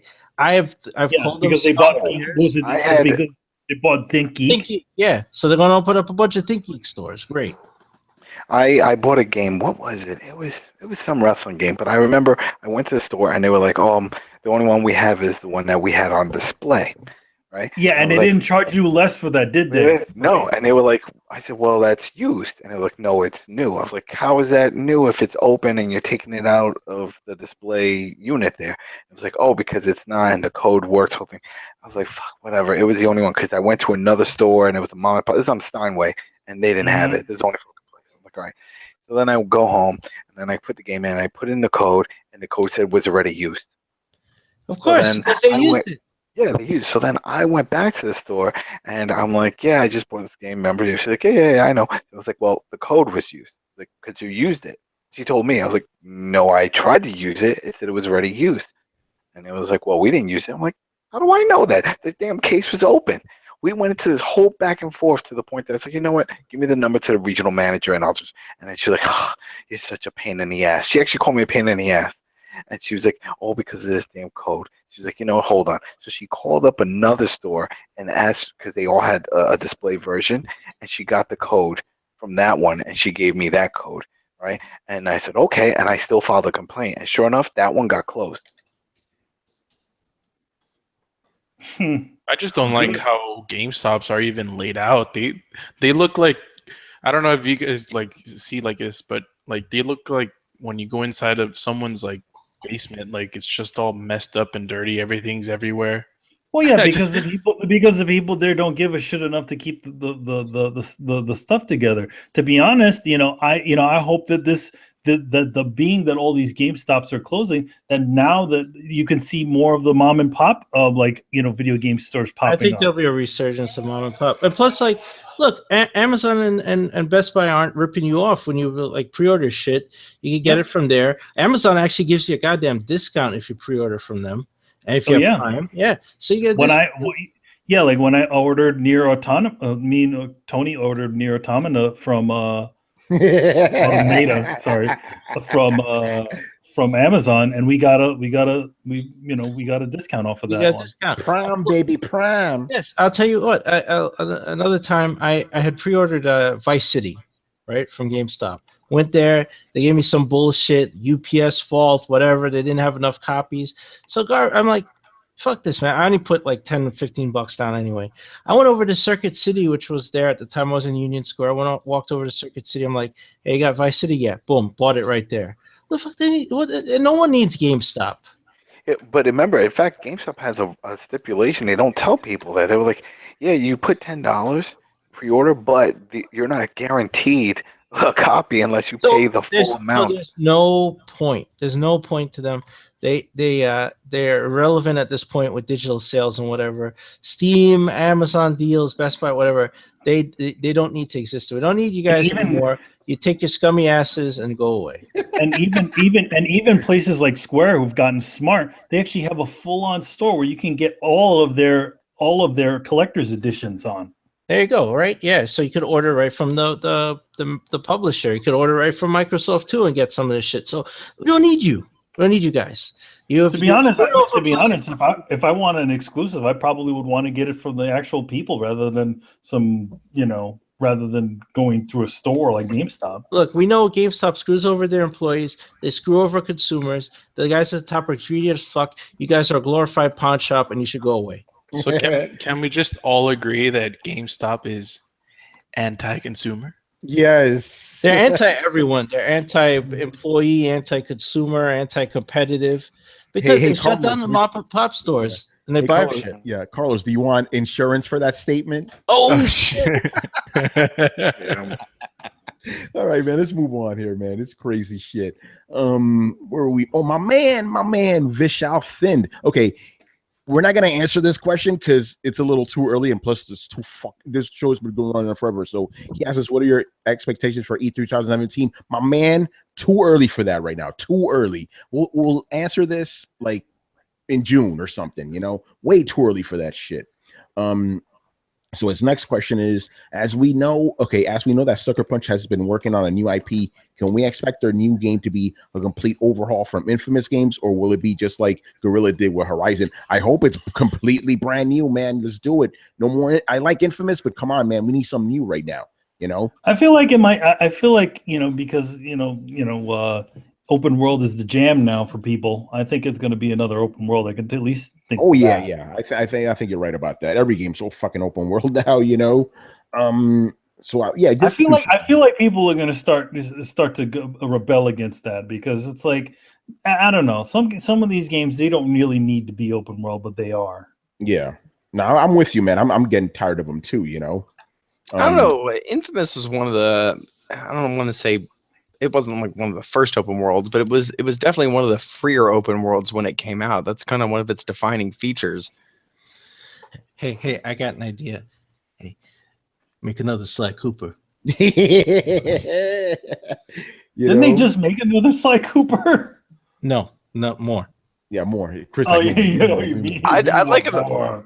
I'd like an Infamous like the first Infamous. That was great. Bring back Like- home.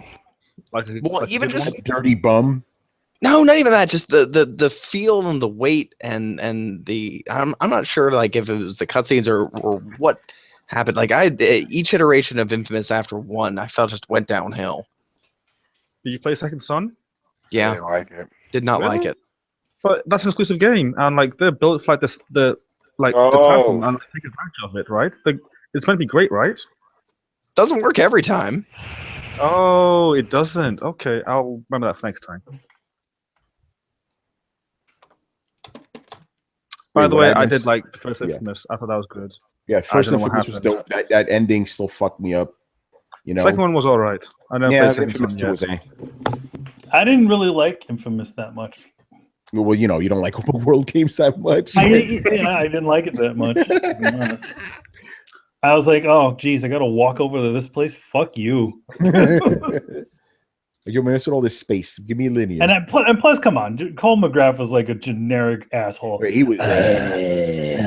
He went to the Gravelly voice acting, Gravelly voice acting training show. Yes. Even that fucking Adam Jensen guy too. Yeah, him too. Why? I don't get it. Why do I talk this way? Can I get my voice fixed? I am a cyborg anyway. And what's his face? The dude from Watch Dogs, first guy. Oh yeah, Oh, generic white guy. Yeah. Captain no personality. That guy. Oh, what I call him? I call him like Batman, like modern day Batman, like cell phone Batman. That's it. Aiden Yeah. Pierce. There you go. I Cell want phone to Batman. see them do a superhero game like Spider-Man. I'll still sit here and say that it should be Sucker Punch, not Insomnia, that are doing the Spider-Man game. Yeah. I'll still say that because they have better pedigree. They have much better pedigree. But since they're not, What if they took the Sunset Overdrive engine and kind of made that use that? Yeah, I mean, could that's see that. pretty good. Sliding around on rails and shit. I don't know what type of game do I want them to like do. Like, Yeah, I don't really have. You a want them to specific- make another Resistance game? That's what you want. Oh, shit. No, that's Insomniac. Insomniac. Yes, Insomniac. I I get don't. them all Yeah, I don't mixed really up. have a specific game. Just give me something new. That's all I'll say. Give me something new. I don't care what it is. Just give me something new. give me a racing game. Like, there's not enough like Sony exclusive racing games out. Like there was Drive Club, but then that didn't sell well, and now the studio is closed. And they're the same guys that did like Motorstorm as well, so that's 2 down at the same time. I'm pissed at you guys, man. You guys like didn't support those guys, man. The hell. Okay. I did. I like Drive Club. I still play it. I like yesterday. Motorstorm, man. Motorstorm was good. Man, Alright, I was anybody else? pissed- I was pissed ever since they stopped making Burnout. Yeah, dude.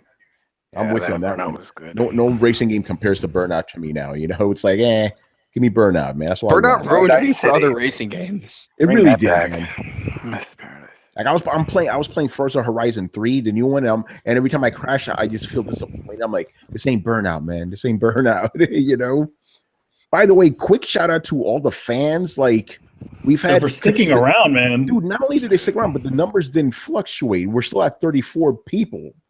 It's crazy. Well, thanks a lot. Yeah, I Thanks, appreciate that. guys. All right. And the last question here. Would you like to see at least one more new AAA JRPG franchise like Final Fantasy? Sure, we don't really get enough of those. I think Final Fantasy may be like the only big AAA JRPG in town. Dragon Quest. Is that Persona? really Persona? Yeah, that's what I'm saying. What was that one you made me Persona? get that I bought? Remember? What was it? I didn't make you buy RPGs, but yeah, Manny made me buy something. He was Did I like, make you buy one? You said it was Years cheap. ago? It was not too long ago. No, on PS4 recently. You were like, oh, it's only like $12. You can get it. Remember? I'm like, oh, all right. You said it was really good, and that it didn't have turn based, or it did have turn based. I don't know. Which I one? forgot was the that? name of it. I can't even find it. But yeah, I don't know. Like, yeah, they're like even Hold on, let me Persona, turn on yeah, down. but even Persona and Dragon Quest do they really have the budgets that Final Fantasy games do? Like, just from a visual standpoint, I don't think they do. You know? No, they do. They have a pretty. I mean, the thing, Do but they think, have but the look, same but budget, look though? at the amount of stuff that you can do in a Persona game. Yeah. That's Yeah, a lot of but stuff. It's way more than current Final Fantasies. I can tell you that. Yeah, but I mean, just from a visual standpoint, I think they put more stuff in it in a Final Fantasy game. You know, like visual. No, I mean, there's a way more. There's a lot more stuff. They pay all those fancy voice actors and all that other shit. You know. Yeah, well, that's into that. You know. Listen. The thing is that you could still have a game that looks the way a Persona game, which is more of an animated look, but still have it cost like as much as a game. In fact, they're probably putting more into the game instead of the bullshit aesthetics that are on top of it. But again, I'm just talking. Just because Final Fantasy is the new Final Fantasy games are shiny, doesn't mean that you're getting exactly all the gameplay that you would get. Yeah, but maybe you're arguing about something else. I'm talking about pure budget here. I'm not talking about what's in the game. I'm talking about pure budget. I'm sure. I mean, sure. I'm very sure that those two games have pretty big budgets. Yeah, but I don't know, because again, Bandai Namco, do they have the same money that Square Enix has? What game are we talking about? That's a Bandai Namco game? Persona. Actually, that's Sega now, I believe. But the Sega have the same kind of money that Square Enix has to put in a game. I'm sure they do, especially if it's that sort of game. I'm sure they do. Yeah, I'm going to say no. Especially if it makes them a lot of money, they're obviously going to put an investment in it. But like just looking at them, so you're saying that a Persona game looks as expensive as a Final Fantasy 15? Yeah. Okay. It just depends. It just here's the thing. The thing is that we're at the same time, big budget AAA doesn't exactly mean visuals. No, AAA means big budget. That's what it means. Yes, it means big budget. You're all of a sudden saying that attributes to looks. Yeah, that's a large part of it. No, that is not. That is not. Presentation is presentation's a part of it, but they could be spending. Again, I could put to you that they could be putting more development to actual gameplay than actual like hiring actors and all that other shit. Obviously, if you hire a big fucking budget actor, they will go into your budget and make your game cost more. Yeah, but that's what I'm talking about. Obviously, if you're going to design an engine that makes things look shiny, obviously it's going to go in there. But still, I mean, you could still have a Persona game cost around the same. It is considered a AAA game. Yeah, I'm not saying it isn't a AAA game. Same thing with Dragon Quest. And same thing with Dragon Quest. Yeah, I still don't think those companies put as much money into their games as like Square Enix does into Final Fantasy. Well, no, I mean, Dragon Quest is Square Enix, so yeah, that is true. So Dragon Quest may have that kind of budget. You're right about that. I definitely think that Persona they put a decent amount into, even though it's also a PS3 game. Sure, why not? Right. I mean, I'm sure that the way they designed it is that. Again, I don't really have enough. I wish I could get the tally of how much each costs here to validate some of the shit I'm trying to say. But yeah, what do you guys say? Do you want is there room for more of these giant ass like RPGs like? Well, what do you mean JRPG? Japanese RPG. Yeah, what do you mean by that? Do you mean turn-based? Do you mean not turn-based? Is it anything with RPG mechanics? No, it doesn't matter. It could be just Japanese. So Dark Souls. An RPG developed by Japanese developers. Yeah, it's pretty clear cut. Dragon's Dogma, that's a JRPG, Damn good one as well. So there you go. I think between like Dragon's Dogma and Dark Souls and things like that answer has been pretty well, or that question's been pretty well answered. Yeah, there's definitely room for AAA Japanese RPG titles. They're just not necessarily going to be, like I Am Setsuna. Like that's a classic throwback RPG, JRPG. It goes. Well, the question was AAA though. Setsuna's obviously. Well, and that's what I'm saying though. Like I think the very nature of old school RPGs isn't AAA. But remember, back in those days, those were AAA games. Yeah, they were, and well, that's what I'm saying. Like, I think it's the environment that's shifted around these games. Like, they still make these kinds of games. Yeah. But then when you say like a AAA JRPG, that has kind of reinvented itself, and the closest I could think, like I said, would be probably Dark Souls. But I'm trying to think, or Dragon's Dogma. Like, those would both be, how Japanese RPGs are, modern Japanese RPGs are. I'm having trouble coming up with other examples though. Well, yeah, that's what I mean, though. That's why he said Final Fantasy. Is Final Fantasy 15 is probably like, the new standard for like, okay, this is what a high budget JRPG looks like. But is that the case? Like, actually, I think the real question is, what is a AAA JRPG in 2017? I think that may be a better question to ask. Yeah, because I'm not sure I would even count Final Fantasy. Like, I know, I guess by definition it's a JRPG, but like, I don't know that Final Fantasy is almost more of a hack and slash. Yeah, but it's still a JRPG. It's technically speaking, I guess it doesn't have to be turn-based to be a JRPG. No, but even JRPGs, like, you usually recruit. Like, I know that there are other characters in Final Fantasy. It just, the lack of ability to do anything. Like, I don't. It seems closer to Devil May Cry than Final Fantasy, if you ask me. Yeah, but it's not elegant enough to be. No. That's I'm not giving it that compliment, but yeah. It just seems like such a far cry from what I know a JRPG to be. I don't think it's a far cry. The only difference is it's not turn-based. That's the only difference, really. Like, think about it like this. Like, well, then it had no magic system and no depth. There is magic. It's just fucking stupid. It's retarded. Yeah, it's just stupid.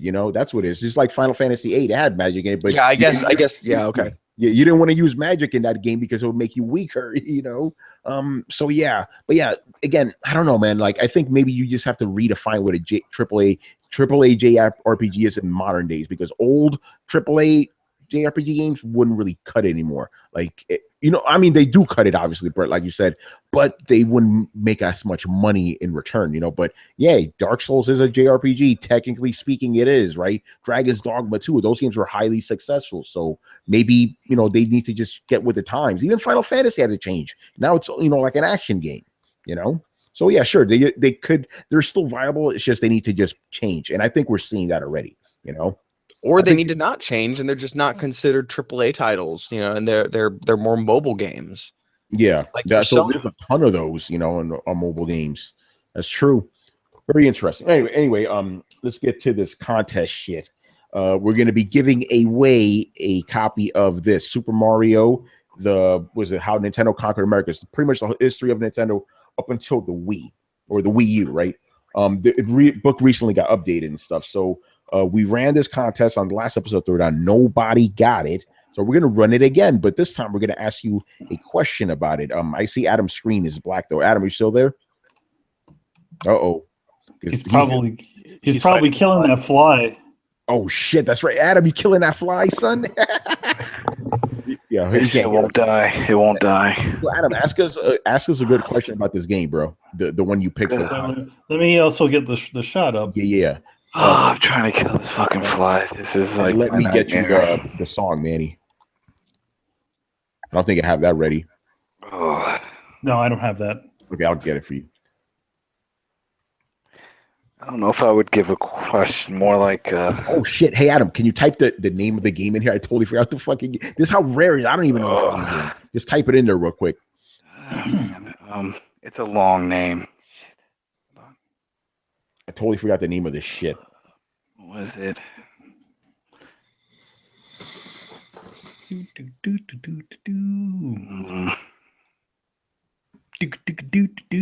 Yeah. All I know, like, it's an SNES game. It came out in America, right? Mm-hmm. Yeah, I guess while you look for the name, just give us a good question. That should be a nice clue for it. Oh yeah, this one is. I thought it was a short title. Shit. No, it's a long title. Had to be hard, didn't it? Yeah. That shit already got lost in the shuffle. Like if we go into our conversations and stuff. Yeah. No, that's. Oh god. Oh shit! Front Mission Evolved. I remember that. They did kill that, didn't they? That was a Square Enix game. Mm-hmm. Yeah, I'm just gonna read some stuff in the comments while Adam's looking for that. So yeah, Nate says Final Fantasy didn't have to change. Square Enix just isn't the same pedigree that SquareSoft was when Xenogears came out. Ooh, this is true. Yeah. I mean, hey, I can't disagree with that, man. Remember current Square Enix is more really about the wow factor and getting the regular getting the mass audiences to pick these games up. Whereas the old one, they'd hand out like RPGs like crazy, and if some of them didn't do so well, all right, but a lot of them were great. Yeah. Salazar Naruto 52 says Final Fantasy 9 is the best JRPG. That's a good game, man. Final Fantasy 9 is a very good one. Yeah. It's probably the last of the classic Square RPGs in general. Yeah. I mean, well, and then they got Dragon Quest, and when they got Dragon Quest, they did those games have kind of remained the same. They haven't really changed with the times, which is cool. I'm glad that they stayed turn-based because there's still a place for that sort of gameplay. Now, I'll tell you the best JRPG. Are you ready? Is Skies of everybody sitting Arcadia. down? Dark Souls? God damn it! Skies of Arcadia. No, Dark Souls is special, Brett. It's special. It's special. All right, man, here you go. I'm going to give you the link now, right? Oh, nice. Did he just send Sound me? like Brett? Oh, there it is. All right. So yeah, just play the one I did. All right, people, here you go. Here's your clue.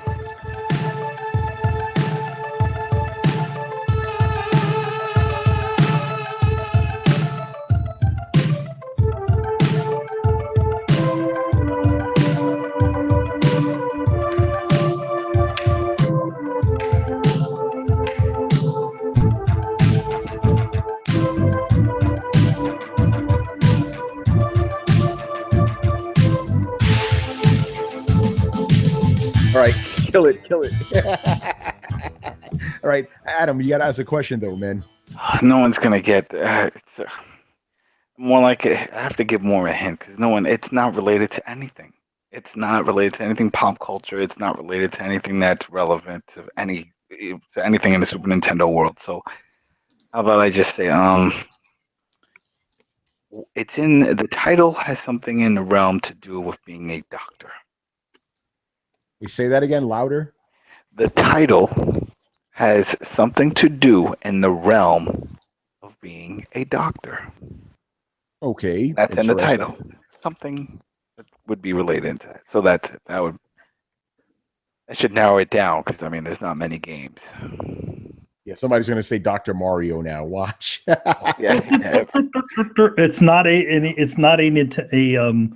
game developed by Nintendo.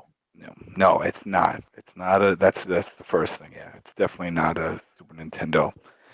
It's not a Nintendo in-house game.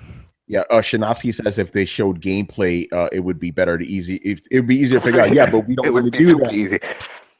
We want to challenge you guys. All right, so yeah, go ahead, Manny. No, I was gonna say if we did, it would make it a lot easier. You'd probably be able to spot it. Here's the thing: we've also had, we've also had issues where people, things where we've put up games and people have been able to do searches on them. So who knows? Yeah, exactly. So we got to Put make a it screenshot, and then people search that screenshot, and then poof, they find it. Yeah, not in the house of Matumbo, man. All right. So yeah, if send me your answers to Tony@thecoalition.com. Email me that. That's to coalition with a K.com. Tony@thecoalition.com. Email me and you'll get a copy of this book, which I haven't read it yet, but I know it's a really good book. So good luck to everyone. Again, we trying to stump people. We gave you that little bit of a clue, and if somebody doesn't get it, I don't know what the fuck. We'll figure something out. And we'll spoil it, and then we'll just make another one. Yeah, I guess. Yeah, that's true. Until you get it. All right, this is what it was, and now we'll just give a different one. All right. Okay. Couple plugs here. So make sure to check out the latest episode of the Quarterly Report. I was there with Carlos and Gary and Richard and JJ. We're just giving our assessment of like the first quarter of this year. Our favorite 3 games and disappointment. Even though me and Carlos kind of cheated with the disappointing game. I wonder what our disappointment was. So yeah, Batman. It was a good time there. And also check out the WrestleCast. Adam was finally on there for 3 fucking hours, just like he was 3 hours. God damn, yeah. Because we were prepping everything for WrestleMania and NXT's pay-per-view, their takeover, and then we talked about the Ring of Honor and what's going on with that, and it just spun out of control, and it was just going forever. But people that watch wrestling, especially WrestleMania, know it's like a 5 to 6 hour show. And then you add NXT, which is another 2 hours. So you're looking at, good amount of time, from 7-8 hours if you count all the other stuff that goes around wrestling for those events. So there was a lot of matches. We went through a lot of matches, and then the backstory to these matches. And but it's informative. So if somebody's been out of the loop of wrestling, this is the best time to jump in, because we tell you about everything and why Goldberg's there and all that shit. All right, somebody got it. Yes. Finally. All right, we'll answer next time, man. Thank you. Oh, we can't announce what it was. We'll do it on Why, the you want to do it now? Yeah, why don't we do it? Why the fuck? Why not? Yeah, let's do it. My man Shinatsky, he got it, Yeah. So you know what? Let's do it right now. So the game, and he said the full thing, right? Rex Ronan, experimental surgeon. Yep, there you go. There we go. So Adam, tell us a little bit about this game. You just go around killing shit, and it had nothing to do with being a surgeon, and that was a weird. It was just some excuse to get people to stop and be like, "What the fuck is that game? Let me get it." Anybody type it in YouTube, you see a guy running around shooting shit. I'm like, this is not what I expected. You expect some kind of like surgeon simulator or something. No, it's not. But that's what they did. It's a murder simulator. Yeah, they would just throw stupid titles on top of it, and it was nothing like it. Case in point, E.T. What the fuck was that? Yeah. By the way, completely off topic, but this thing looks so like not special without the Joy-Cons. Yeah, it looks pretty bad. Like, I wonder, like, when I was holding this up for, earlier on, did anybody even knew what the fuck I was holding up? That was a Galaxy. I thought you were holding up some Galaxy tablet or something. No, it looks like a Kindle Fire Pro or something like that. Oh, yes. Yeah, it does. Yo, man, it's a Galaxy phone, man. It's big. Look at this shit. Brett's one looks special. Which one? Brett put stickers. Oh, yeah, he put stickers on it. See, but mine's like, if you look at it, you're like, what the fuck is that shit? You have to turn it around and be like, switch. All right, man. Let's wrap this shit up. So thank you, Shinatsky. You saved us, man. Yeah, there we go. By the way, the two guys that won the contest so far are two of the guys that won the last contest. Oh shit, they're getting all the books. Yeah, man, you motherfuckers need to step up. Collections. I still think, man, he's right though. If we started doing shit from like GameCube era onwards, we'd probably, Yeah, I definitely think that would, PlayStation 2, GameCube stuff. Oh yeah, PlayStation 2 games, man. We'll do some PlayStation 2 shit. Yeah. Oh, yeah. the Atari 64 and shit, All right, let's wrap this shit up, man. Thank you for watching and listening. Leave us your questions in the comment section of this episode here on YouTube or on the Coalition. We'll answer them on next week's show. Subscribe to Throwdown on SoundCloud, iTunes, and YouTube. Follow us on Facebook and Twitter at Throwdown Show. Links are located in the description below. Once again, our show is Tony Polanco, and today I was joined by Emilio Lopez. See you later, guys. Chris Seeley. Hey, take care, everyone. Gone. So the new anime season starts next week, and I can't wait. Attack on Titan, Boruto, Boku no Hero. Get ready. Oh, shit. Brett Murdoch. See you later, party people. Adam Vale. All right, later, people. Keep and I know Brian's wrestling. going to call some shit right now. Brian Manchoma. You have so little hopes for me, bro. I was actually about to say, if you like Black Mirror, the TV show, then I recommend that you watch The Lobster. Man. What? You guys don't understand, man. All right. We'll see you next time. Later. All right. Go watch Moonlight too. Later, guys. Later. Deuces.